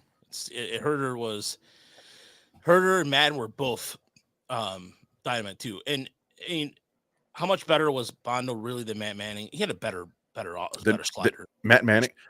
Do people not remember? Jeremy Bonderman had like one of the best sliders in baseball. It was what did Rod Allen call it? Mr. Snappy. Yeah, Mr. Snappy. Yeah, no, I thought, didn't call that, or he called Albuquerque. No, he called them, or what did he call Albuquerque slider though? Too, that was he gave that a nickname too, didn't he? Yeah, probably. Maybe that was Mr. Snappy. But yeah, like I'm looking. So Jeremy Bonder's age 23 season for the Tigers, 2006, 214 innings. It was a 4.08 ERA, but a 3.29 FIP, 5.6 WAR that year. That's we remember Justin Verlander as the rookie of the year that year, but Bonderman doubled him up in WAR, 214 innings. And then he got hurt, and that's not terribly uncommon for guys that. It's Jeezel Pete's. Good Lord, Burner's just like, get out of here, get that weak sauce out of here. That curve has been just filthy. Again, why are they showing this crappy? Like that replay doesn't show me nothing. Come on, Somerset, get it together. So hold on, let me look at the Zach Miner. Zach Miner, sinker baller. They got him and Ramon Colon for who did they trade? It was the Kansas City deal, right? I think they got them from Atlanta. I thought. Oh yeah, that's right. Because then Miner went to Kansas City. That's right. Yeah. So Bergner, 6 innings, 2 hits, 1 walk, 8 strikeouts. How many strikeouts? He had 9 in the last outing. So 17 strikeouts in 12 innings in the playoffs. Correct. Just outstanding. Somerset's got 2 hits, by the way. So Bergner had a no-hitter going through 6 against Akron in Akron. So his ice water through his veins there. Zach Miner. I'm trying to remember that trade. Him and was that? Well, they traded Jurgens to Atlanta from Renteria, so I don't think it was that deal. This was been a couple years before. I almost feel like it was Farnsworth. Does that make sense? Yeah, that would make sense. Yeah, Zach Miner. Yeah, that would make sense because Farnsworth was. Did he play with the Tigers twice? Yeah, they traded him for Pudge, or they traded Pudge for him once. I think a couple years later, because Farnsworth was on that. I want to say he was on like the 2005 team that got in the giant brawl with the White Sox. Yeah. Oh, yeah. That's on YouTube too. Yeah, there it is. Traded July 31st, 2005. Farnsworth was traded to Atlanta for Ramon Colon and Zach Miner. Yeah. And then Colon and Miner, I think you're right. I think they both did end up pitching for the Royals later. Yeah. Colon did. No, the Miner pitched for the Phillies several years later. That's what it was? Okay. All right. I don't know why I thought. But Colon was on the Royals. Okay. That 2005 team, I also had another guy too by the name. Remember Alexis Gomez? Yeah. Kind of becoming a big utility guy that Leland loved. I recall him hitting a double in the playoffs, or like it may have even been in the World Series. Most frustrating. Go ahead, Josh. Go ahead. Oh, I was just saying, he's saying that he thinks Bergner's 1 strike away from the postseason strikeout record for Erie. I'm sure Tom Riesenweber would have that for sure, right? Oh yeah, Tom's a man. Definitely, Tom would probably know that too. But the most frustrating bullpen pitcher, Herman, who they got from the A's in that Bonderman deal, was part of that 2005 squad. Yeah, so Tom says that Bergner with 2 more strikeouts, he's tied the record through 6 innings. Oh, nice. But yeah, well, yeah, and the record was Brant Herter last year with 17. So as we were saying, give me Farnsworth in a fight. And yes, Kyle Farnsworth, he's also no Taekwondo. He knows Taekwondo too. I think he do like some sort of MMA fighting. Yeah, I think so. I think he was definitely. I mean, who did I forgot who he totally like. It was like a 2-point Goldberg takedown or whatever, just like shoulder charge, boom. When he was with the Cubs. Yeah, was it with the Cubs, or I thought he did with the Tigers too? But I think you might be right. It was the Cubs and the Reds, probably. I like to see him fight Herschel Walker, a fight of 2 ex-former athletes. Like because Herschel Walker did MMA. Allegedly, Herschel Walker didn't use weights. I guess he used his own body weight. Yeah, apparently, so his whole thing. Well, I remember. I think Darko went into MMA, didn't he? Darko Milicic. I forgot about that. Oh, that's such a bad idea. Oh, when you're 6'11". Yeah, but hard to believe Andrew Miller was back then, said Candace. I can only imagine if we are now going to be a franchise that can not only recognize talent but can develop it. That's how the Rays and Tribe done it. Good call. Yeah, just go into that the Rays game today. I mean, the Tigers are kind of following the Rays blueprint for the most part. The Tigers just somehow have more offense than the Rays do. But you watched, Ryan Pepio was nasty today. The Tigers just kind of chipped away at him and finally, got one big hit. But the bullpen guys they brought in, the Rays just always have these bullpen arms out of absolutely nowhere who come in the lefty. Was it Mason Montgomery? I think his name is. Came in and struck out 6 guys in a row. Just nasty fastball. Mason. That would. I'd like to see that be the next step for the Tigers next year. Really, they've managed to get a bunch of quality bullpen arms out of nowhere, but it would be, as Jake was saying, that Mason Montgomery dude is absurd. It'd be nice to see the Tigers kind of start developing these crazy relievers who come in and strike everyone out too. That's the next step for me. Yeah, no, you're right, because even on the minor league side of things, I mean, there is a couple of arms to consider. That, I mean, if you look at West Michigan's bullpen this year, that's something that I was looking at. There's a couple arms you really like Sanchez. We've talked about this before. That West Michigan bullpen really kept them in games the second half of the season. And Lakeland has some really arms too. Jake Miller is another guy. Another guy we're a fan of. Gabriel Reyes is another lefty. So they have some potential. I mean, Reyes, I think, is going to be better suited out of the bullpen than a starter. But Jake Miller was a swing guy essentially, right? Yeah, he was working on the bullpen a lot early on, and then they started having him do longer outings, and he did make one start for Erie at the end of the year, and it was great. The Twins have gotten on the board here. Oh boy! And it's 4-1 now with the single, and then Kyle Farmer hits into a double play, so they kept it at 4-1. It'll be like Tyler Madison was a guy that we were hoping you would come through and work out of the bullpen, and Wilmer Flores too. And it was a rough year in that regard for kind of the high octane potential relief arms. Even Freddie Pacheco, never seemed to be able to get healthy again. Candace, that's a good question. She wants to know if Gage will get a real shot next year. I know Elton asked about that earlier. I think he is going to get a shot at Toledo next year. I think what they're going to do is see what he can do in camp. Maybe if he has a good spring training and go from there, because he's an athlete. He's a guy who can play the left side of the infield pretty well. And now that he's only hitting one side of the plate, I think his hitting mechanics he's figured out his hitting mechanics. He's not striking out as much as he did before. But poor Andrew Navigato is right, Jake. Navigato is I don't think he's coming back. I mean, he doesn't have to come back this year, but Navigato, they felt a certain way about Navigato, and that's it. I mean, the organization has made it clear. Oh, that's a nice piece of hit in there. And nice catch there. Nice sliding catch there by the right fielder, which was I believe. Is that the that's Giberson.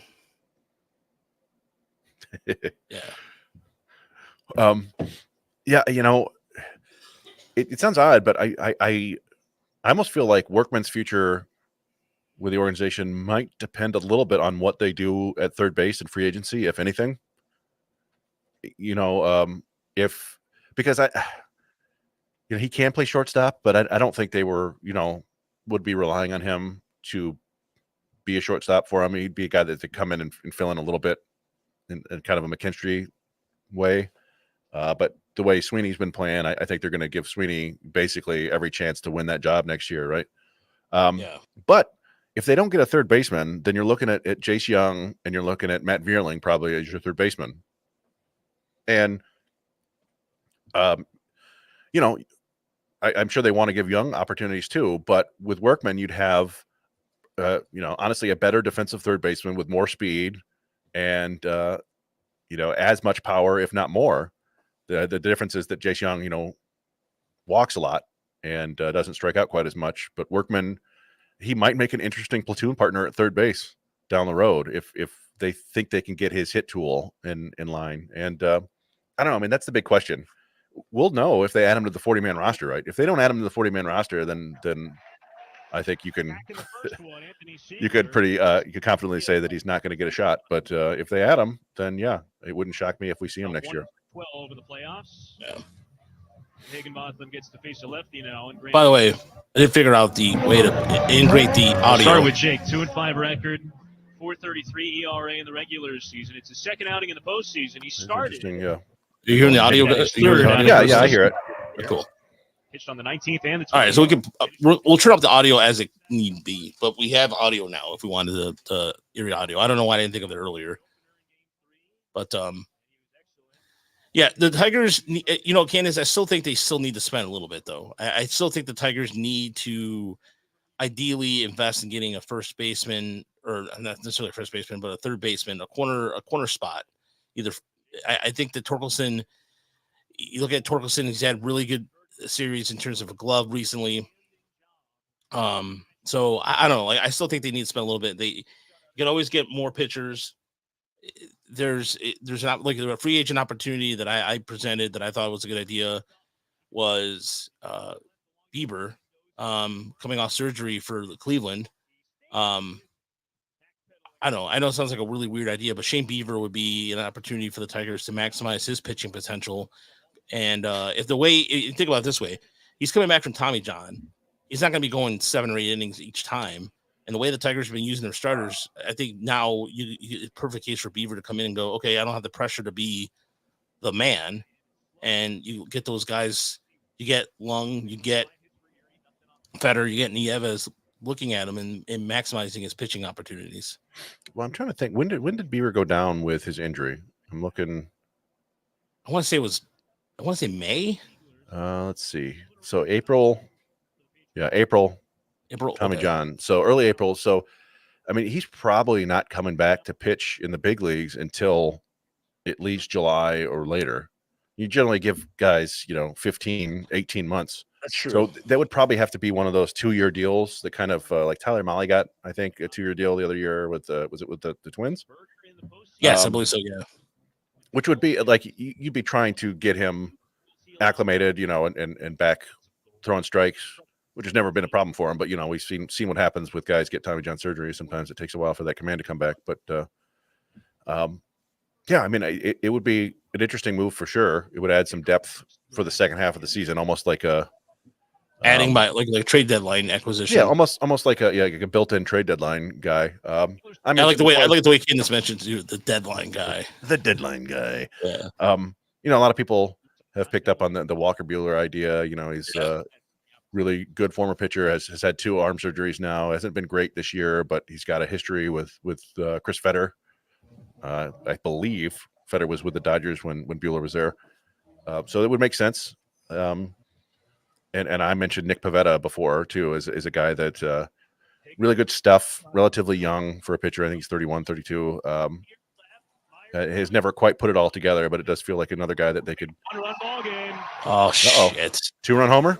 Yep. Yeah, it was kind of curious to go to Higginbotham here with. I understand. Like, I don't know how many pitches Bergner was at. Let's see. Bergner was at 72 pitches. That feels a little bit like I don't know. It almost feels like this is being mandated, right? Like they're not letting Alvarez. I mean, who knows?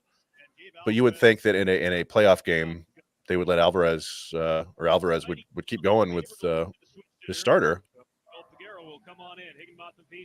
Dude, that was a no-doubter. Yeah, that was a Mike Piazza bomb. Yeah. Yeah. Try to sneak one in there. Yeah, he comes in and who's he facing? He faces a bunch of righties. They didn't like pinch hit anybody, did they? No, that guy that does his only second hit of the postseason, I believe. So I'm looking. So they brought him in. So Anthony Sigler, I think Sigler's a switch hitter. So single, Grant Richardson pop up, Tyler Hardman home run. So yeah, that's he faces 3 batters. I think Hardman was on the team 2 years ago, wasn't he? That beat. Yeah, Hartman. Yeah, Hartman was on that team. I believe he was. That sounds familiar. I'm gonna double check that too. Well, now things got a little bit tighter. Yeah, boy.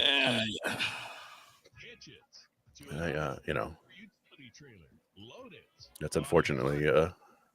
Yeah, he was on that 2020. He only spent like a cup of coffee with. He wasn't on the team for that long. He was in high A. But he looks old. Yeah. But yeah, he was probably so they're 2022. Yeah, 4 games, presumably at the end of the year. 22 home runs that year in high A. Looks like Pelego is giving the call. Yeah, Peguero. Yeah, that. The call to the bullpen brought to you by. I just kind of it's curious. Why not go to him first? Honestly, Yeah. I don't know. I don't mean to second guess stuff too much. I'm looking. Yeah, Sigler. Anthony Sigler is a switch hitter. Yeah. So, and then Richardson. And Poligo's got up lefty. to like 97, 98 too. Yeah, I think Peguero's been up to 100 even. Yeah. Good fastball. So yeah, I mean, well, Higginbotham faces 3 batters, puts the 2 right-handers on, and gets the left-hander out. I guess I don't know. It's just unfortunate. So this is a guy who was Seattle, I believe, correct? I don't know where Peguero came from. Joel Peguero was 2 1/3, no hits, no runs. No, he was with Tampa. I'm sorry, he was in Tampa's system. Oh, there you go. Yeah, and then he was with the Rock. He was in AAA Albuquerque too. So. Oh yeah, Colorado, Washington. Yeah, So last year he would have been on Harrisburg last year. 2.15 ERA in Harrisburg over 20 innings last year. Then he got to AAA and fell apart. Ooh, yeah, his numbers in AAA were ooh. Yeah, I agree with you, Dan. I think they have to upgrade at first base, and they deserve the outfield. I mean, the reason why I know Santantero, the guy from Baltimore, who could play first, but yeah, Santander, I mean, we've talked about before, like you're not you're going into next year with 4 pretty solid outfielders, right? Yeah, and in Green, Meadows, Carpenter, and Perez. Those are key members of your team. Nice. The Royals have been scored in 23 innings now. Yeah. Oof. As Dan said, Winslow proved today why he belongs in the outfield conversation. We've talked about this before, that I think he's just an absolutely ideal 4th outfielder. And when I say that, I don't mean that he's going to play, 50 times a year. I mean, he's going to play 130 games. He's going to get 550 plate appearances. Because they're there we go. All right. Oh, what? Oh, okay. Was it me, or did that throw seem like it was going to the 4th row? When pushing in, I thought it was going to the 4th row. The warning track, Vargas retired on a hard hit 3rd out. Peguero gets the final 2 in the 7th. We go to the 8th. SeaWolves lead in game 2. So need 6 more outs. Maybe it'd be time to get some more runs. Erie Home Children and Adults, EHCA, is hiring caregivers, maybe RNs, LPNs, and maintenance Rogers, workers. It's easy to apply. Indisposed at the moment, so we're going to hear the radio ads. We heard on the radio call from Sam that there's a fly out to the outfield. And was it Spencer Jones? Was that who he got? Or Vargas? Alexander Vargas. So just looking ahead to next inning, Romero, Burt, and Spencer Jones. And then see who they get to get these final 6 outs. I don't know who pitched in that first game. Was it Sealinger? Sealinger pitched, yeah. He pitched the 9th. Michael, he has not worked in the infield. I haven't seen him work. Every time I've been down there, down at Comerica, he hasn't worked in the infield. The last time he worked in the infield was during spring training. Yeah. Remember, there was a game where he started at second, and then it was instant errors. I'm at the point now, yes, it would be awesome if he could play second base or even back to the left side of the infield, but he hasn't done much of that since low A or high A. I don't know. I'm fine. He's turned himself into a pretty good outfielder. He made a great catch the other day. I think he's like 2 or 3 outs above the average in the outfield. Yeah, and everything that was the issue with him in the infield was basically mental, right? Yeah, it was he had the yips, the throws just couldn't get there, and so I wouldn't chalked up block without the being on Molly or whatever it was. Yes, I wouldn't.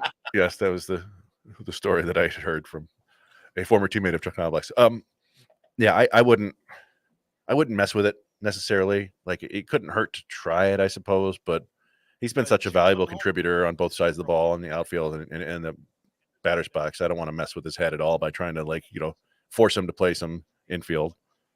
I mean, I agree. I think the we talked about it. I felt like they needed to find some answers at shortstop, third base, and first base. I don't want to anoint Trey Sweeney as the shortstop of the future because it's just a small sample size and things change. But I don't know.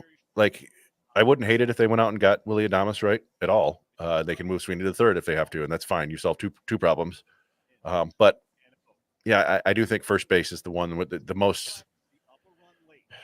I don't know, probably the easiest upgrade, if that makes sense, right? Like like Alonso, Christian Walker, none of those guys are going to get like 5-year deals, right?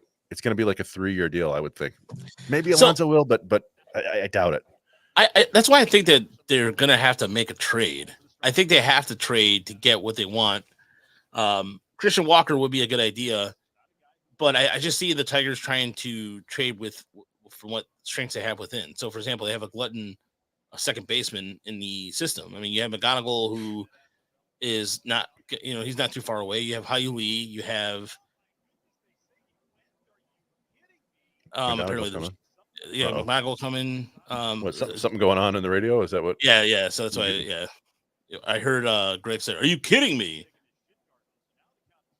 I wonder what. Yeah. So, hey, hello, Detroit Degenerate. It's good to see you in here, Detroit Degenerate. By the way, if you hadn't had a chance to check out our conversation with Bobby Scales, it's on our website and it's on our podcast. So it's on on our YouTube page. So if you go to our YouTube page, and if you're on there now, go to the playlist and go to Tiger Minor League Report podcast or TMLR podcast, and he should be the first one up there. Oh, did they call that? They said he went. Oh, God, yeah. What? Oh, I wonder if they get a replay. That did not look like he went to me. No. Maybe that's probably what Greg was upset about. Yeah, Somerset's not going to replay that.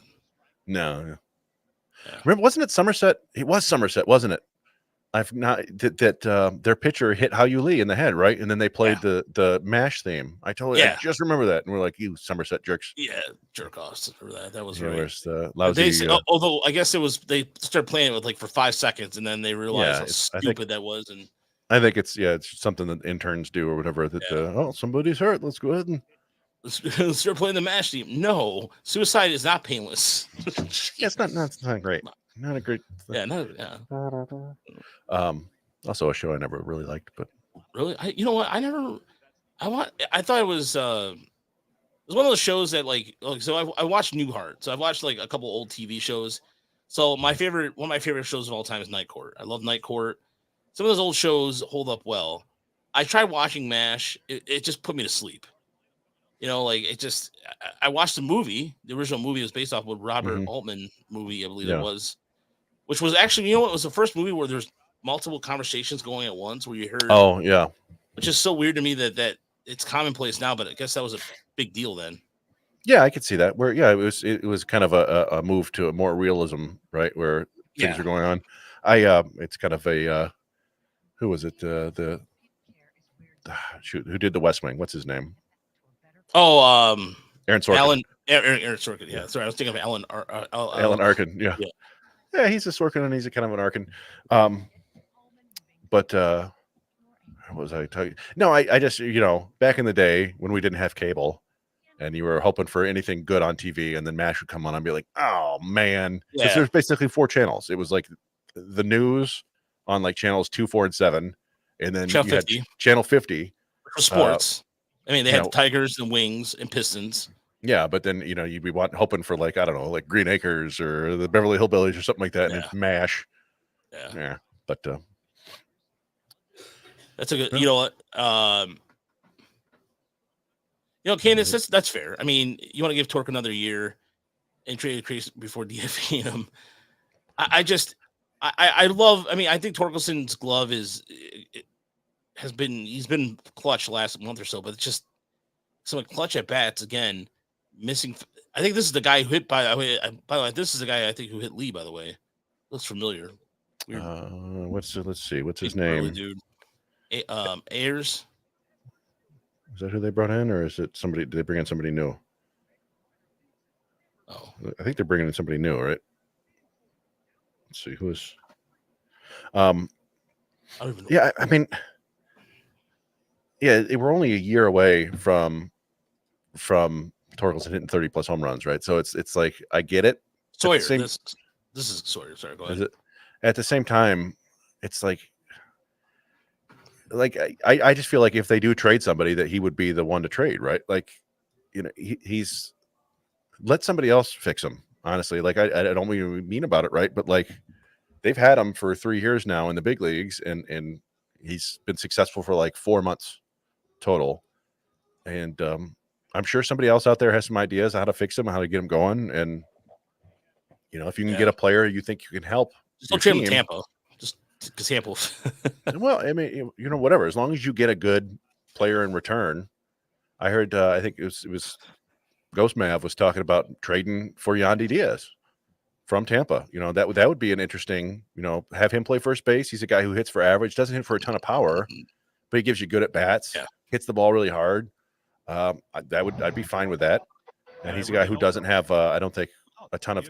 What's his contract look like? Here in the top of the 8th with 2 outs. Ben 1 year left with a club option in 2026. So gesturing off to the right of home plate, but couldn't tell you about what. So Sauer is on. First pitch. Managerial puts it on the ground. Sauer. Charging in is Vargas. On balance throw in time. Erie goes in order. All right, so Erie will be going down in order. Mason Sauer, is that his name? Mason Sauer. We have a Sauer Schlittler, I think, is maybe eating too much spicy food. Man, one of those, both those umps, 2 of those umps look like they're barely 20 years old. Well, except for that guy. Yep. Okay. Well, so Erie has to get 6 outs. Can they do it? Where's Adam Wolf when you need him? Yeah. His poor broken ankle. That was a broken ankle. I forgot what his injury was. I think it was a broken ankle or stress fracture in his leg or something along those lines.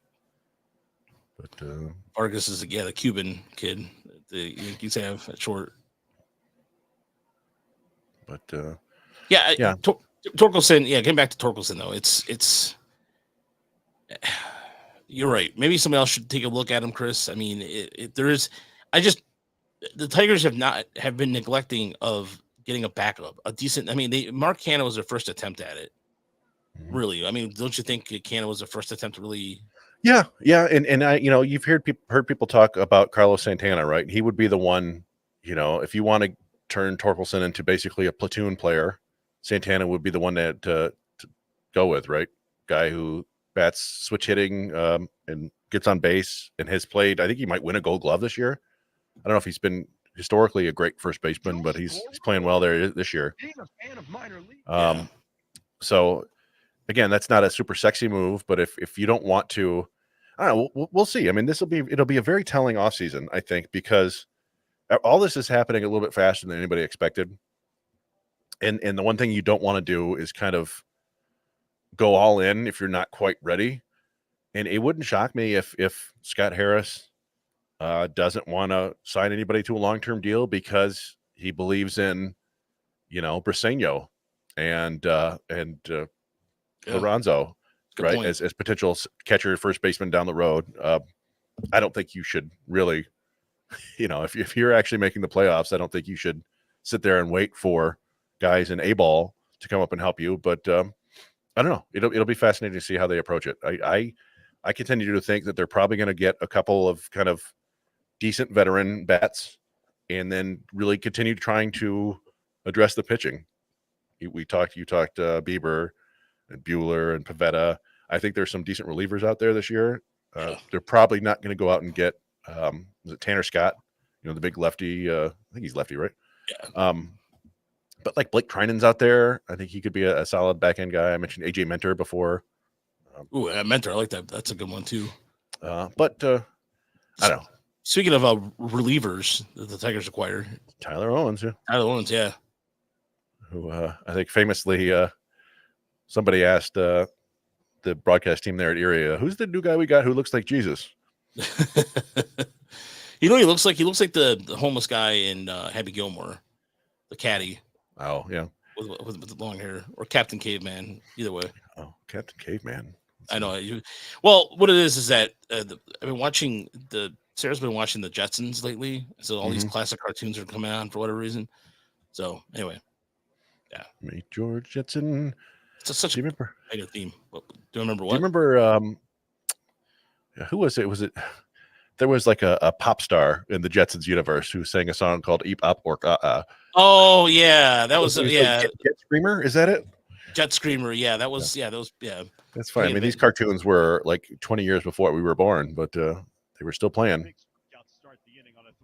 pitch. Another United Way strikeout thanks to Hagen Business Oh. Machines. Oh, there we go. All right, so we got a strikeout for Tyler Owens.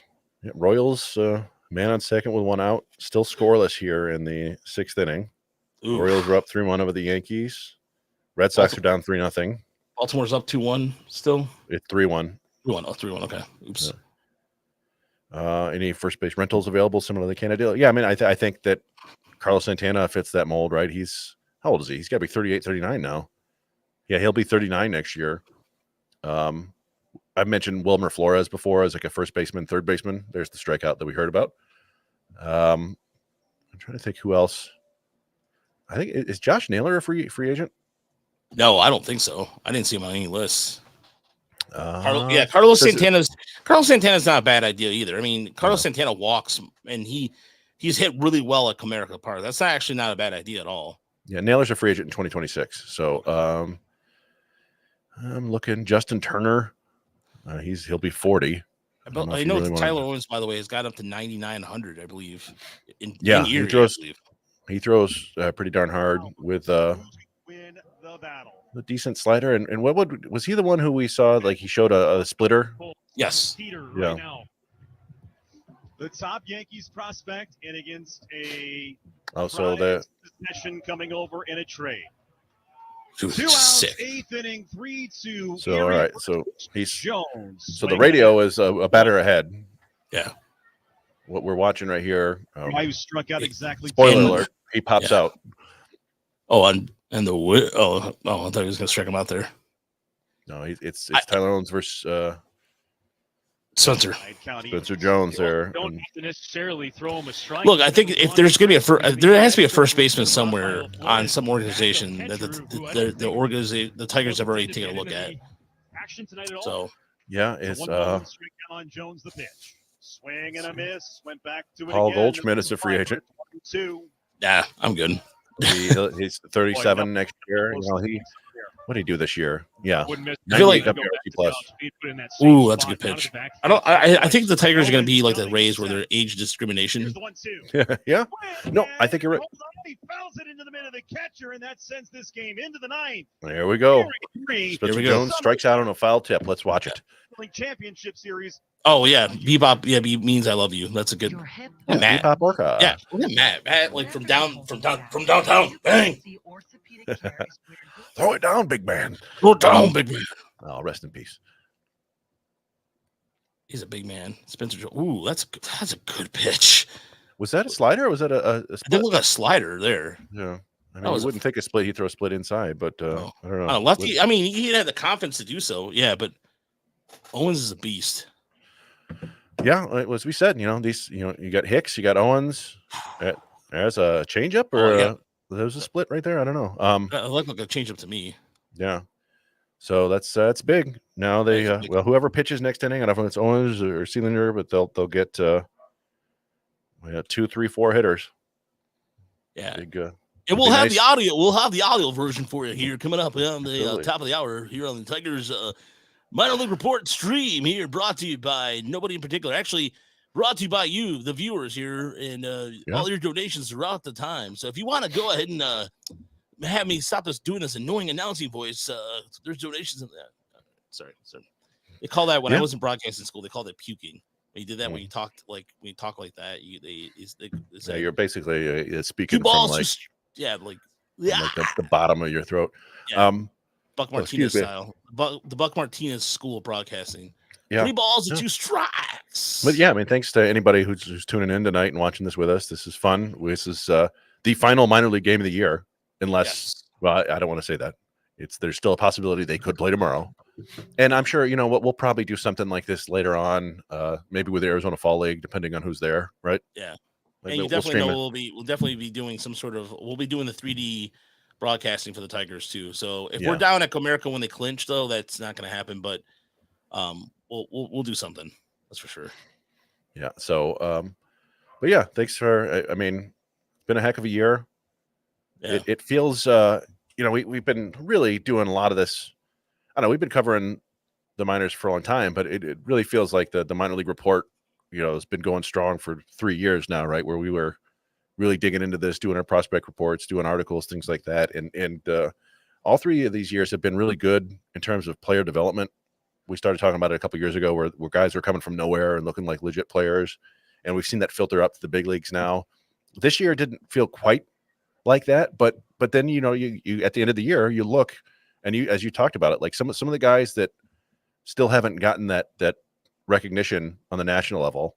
We talk about Rainer Castillo, Gabriel Reyes, Jake Miller, all these guys who had really great years, Garrett Burhan. It just, it feels like they're going to end up popping up on radar lists next year. And so hopefully people who are watching along with us this year get in a little earlier. So, yeah, I mean, we've been doing this now for 5 years, technically 5 years. I mean, we've been doing this since 2019. Yeah, but we kind of relaunched the site in 2021, didn't you? Yeah, So, yeah. By the way, what's up? I was just saying, the old site was like, had the Chipman's like top 50 board on it and message boards and had all sorts of stuff going on. So we've been doing this technically since 2021 as we relaunched. But yeah, you're right. It's part of the yeah, you're absolutely right. So by the way, for everybody who's tuning in tonight, let us know where you're tuning in from, because one of the things that I always that I take fascination with is like, so every once in a while my wife will ask me where people are listening from and everything or watching from, and we have a very big side. Well, the west side of the state, Grand Rapids. I'm on, with the Sports Intel. You and I both have been on that show with Ryan. Mm-hmm. Ryan Walsh, really good guy.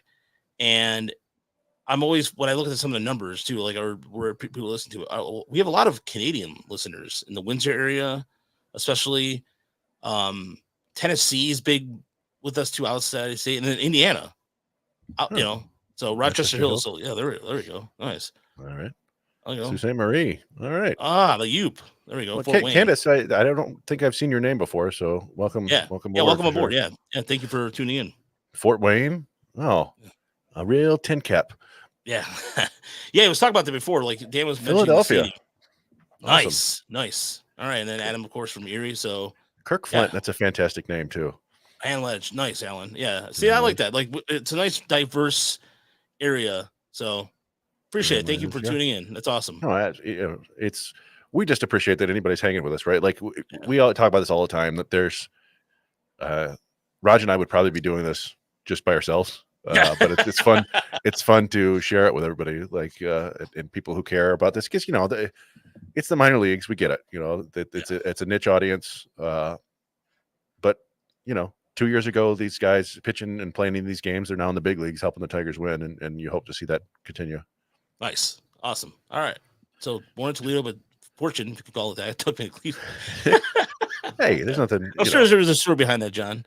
We joke about Cleveland, but yeah, actually, Cleveland's a really good town. I like. I don't know. You find community wherever, right? Like I'll joke about Cleveland, but if some jerk from the East Coast or the West Coast is picking on the Midwest, I'm going to stick up for Cleveland and Buffalo and Erie and all these towns that were where hard work started.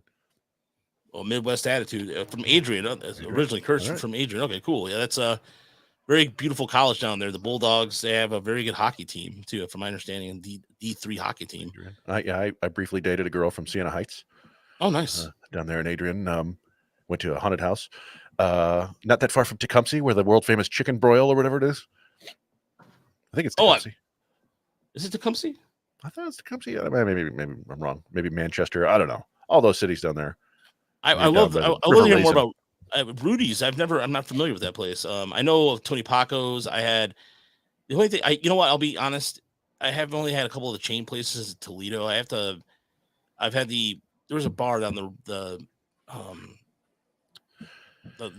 Hound, the Fox, or the Cock and Bull, Cock and Bull, I think maybe that is. I'm not sure. The Frickers building. I have to get more familiar with Toledo here. Burbank, California, nice. Live in Sterling Heights, visiting grandkids for a month. Nice, awesome.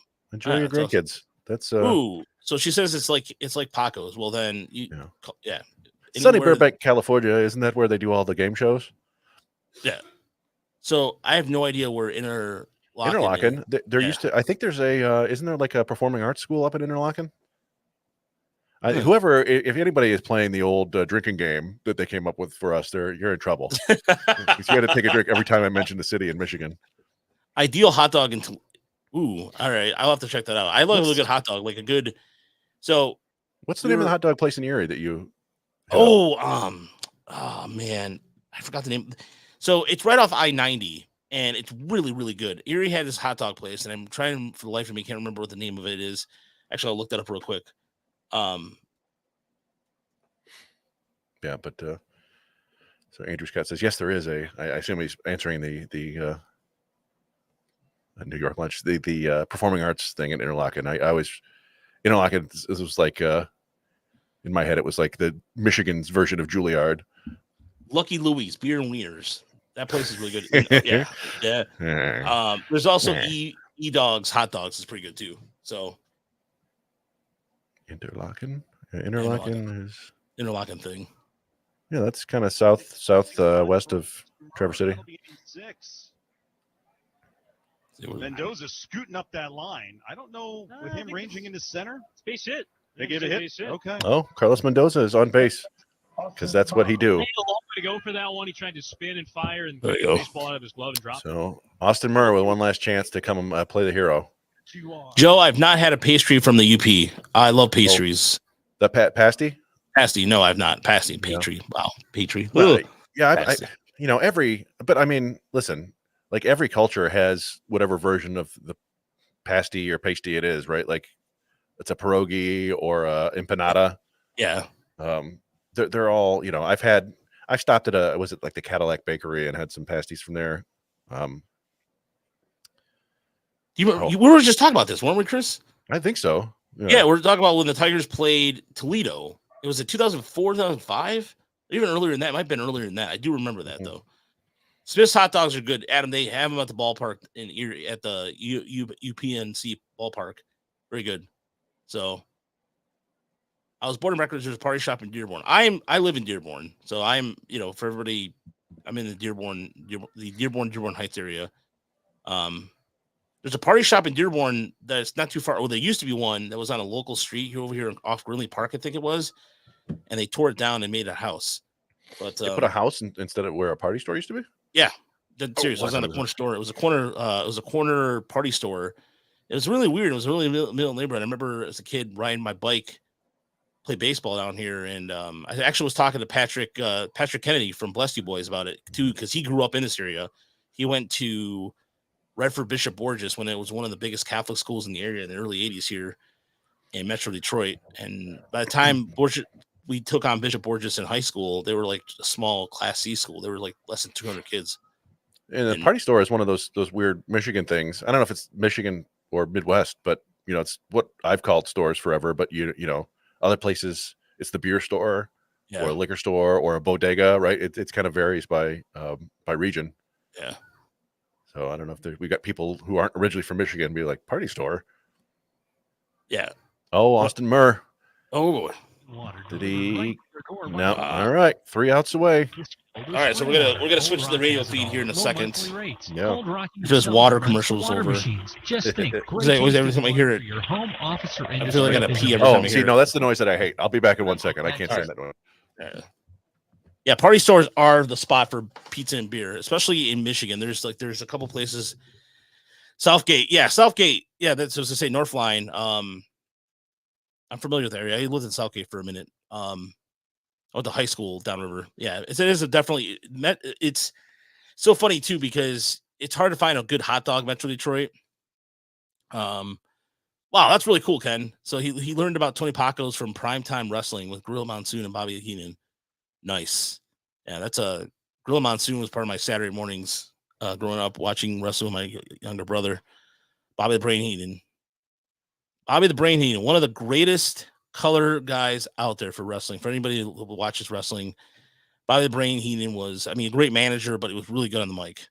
But yeah, Battle of the 9th is coming up. But yeah, Tony Pacos, delicious, absolutely delicious. And I love they have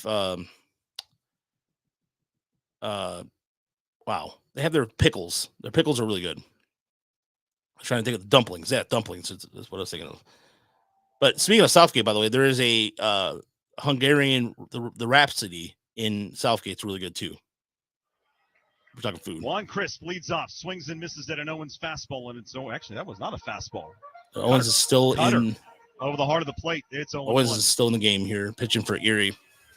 Crisp, Siegler, Richardson due up here in the ninth. The 0-1 pitch taken, a called strike, 0-2.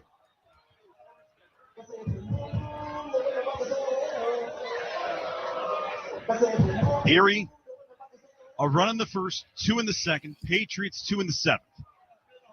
It's 3-2 Erie, a chance to win a championship right here.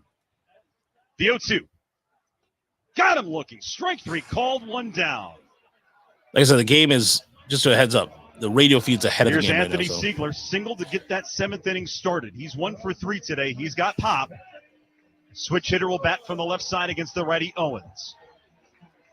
Little guy with 12 home runs in the regular season.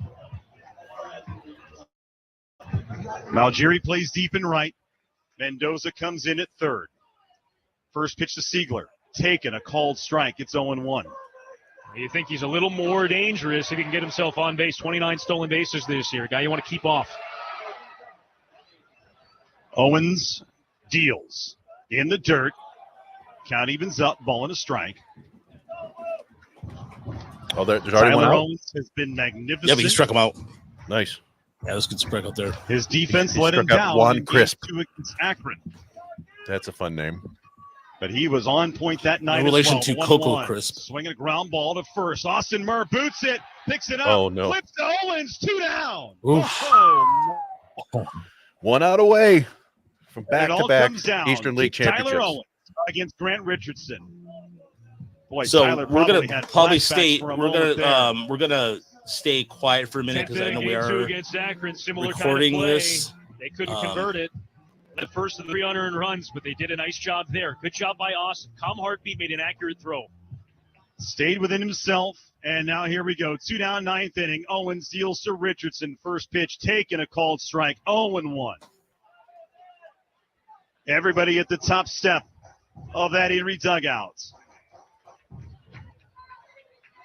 Owens the set at the belt, and the 0-1 pitch taken outside corner, a called strike.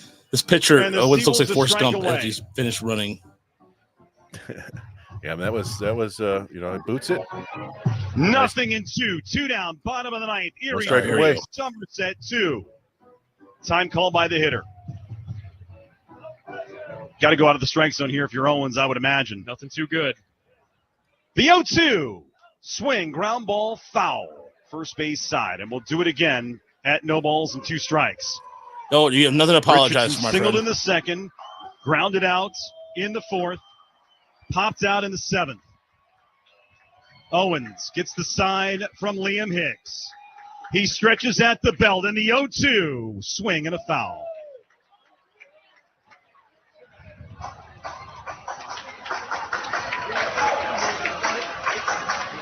History on the line. Kendall Tucky. Only a handful teams since the 1920s have won back-to-back titles in this league. Owens kicks and deals outside. 1-2. That's a good pitch. Fastball away. See if you can induce a swinging strike. Guy, and he's throwing hard, Greg. Ball and 2 strikes. 2 down. Owens kicks and fires. Swing on a line drive down the right field line and foul. Hoo-hoo. He left to pitch up. So let that be the only one he gives up. Every one of these playoff games this year has been tight. 1-run lead, bottom of the ninth, 2 outs, 2 strikes. Owens coming set, the 0-2. Got him! Swinging strike 3! And the Erie SeaWolves, they have done it again. They have captured their 2nd straight Eastern League championship. And howl about it. A mob scene in front of home plate. Here comes the water bucket. And the SeaWolves have done it. They have come on the road in the place that just 2 years ago was a nightmare. And they have done it here in Somerset. Unbelievable, Sam. What an outstanding job by this pitching staff. Tyler Owens, not even here until the end of July. A trade acquisition. He and Liam Hicks leading the SeaWolves to a title defense. They did not give up the ship, Greg. All right. Unbelievable. I'm gonna go post this. Gabe Alvarez got it done. 3 years, championship series, back-to-back Eastern League titles. Oh. Just incredible. Absolutely incredible. And it's time to celebrate, Sam. I think you and I need to go down to that field because the trophy presentation is happening shortly as the SeaWolves come on the road and they get it done. Back-to-back Eastern League titles. John Kleiner, thank you for all you have done all season. Folks, tune into MILB TV. Hopefully they haven't cut this off. The SeaWolves have done it, ladies and gentlemen. Back-to-back Eastern League titles. For Sam Lebowitz, for John Kleiner, and all of our listeners all season long, thank you very much. SeaWolves have done it. 3-2 the final, and it's time to pour some champagne in Somerset. Thank you for listening all season long, and have a great offseason, everybody. Thanks so much. And when that, I just get, I actually find myself getting better looking every day of my life. Don't try to wrap me up. And when that, I just get. Yeah, there we go. Well, I forgot to play this. This is what I wanted. This is what I wanted to play. Ladies and gentlemen, this is unprecedented. This is impressive.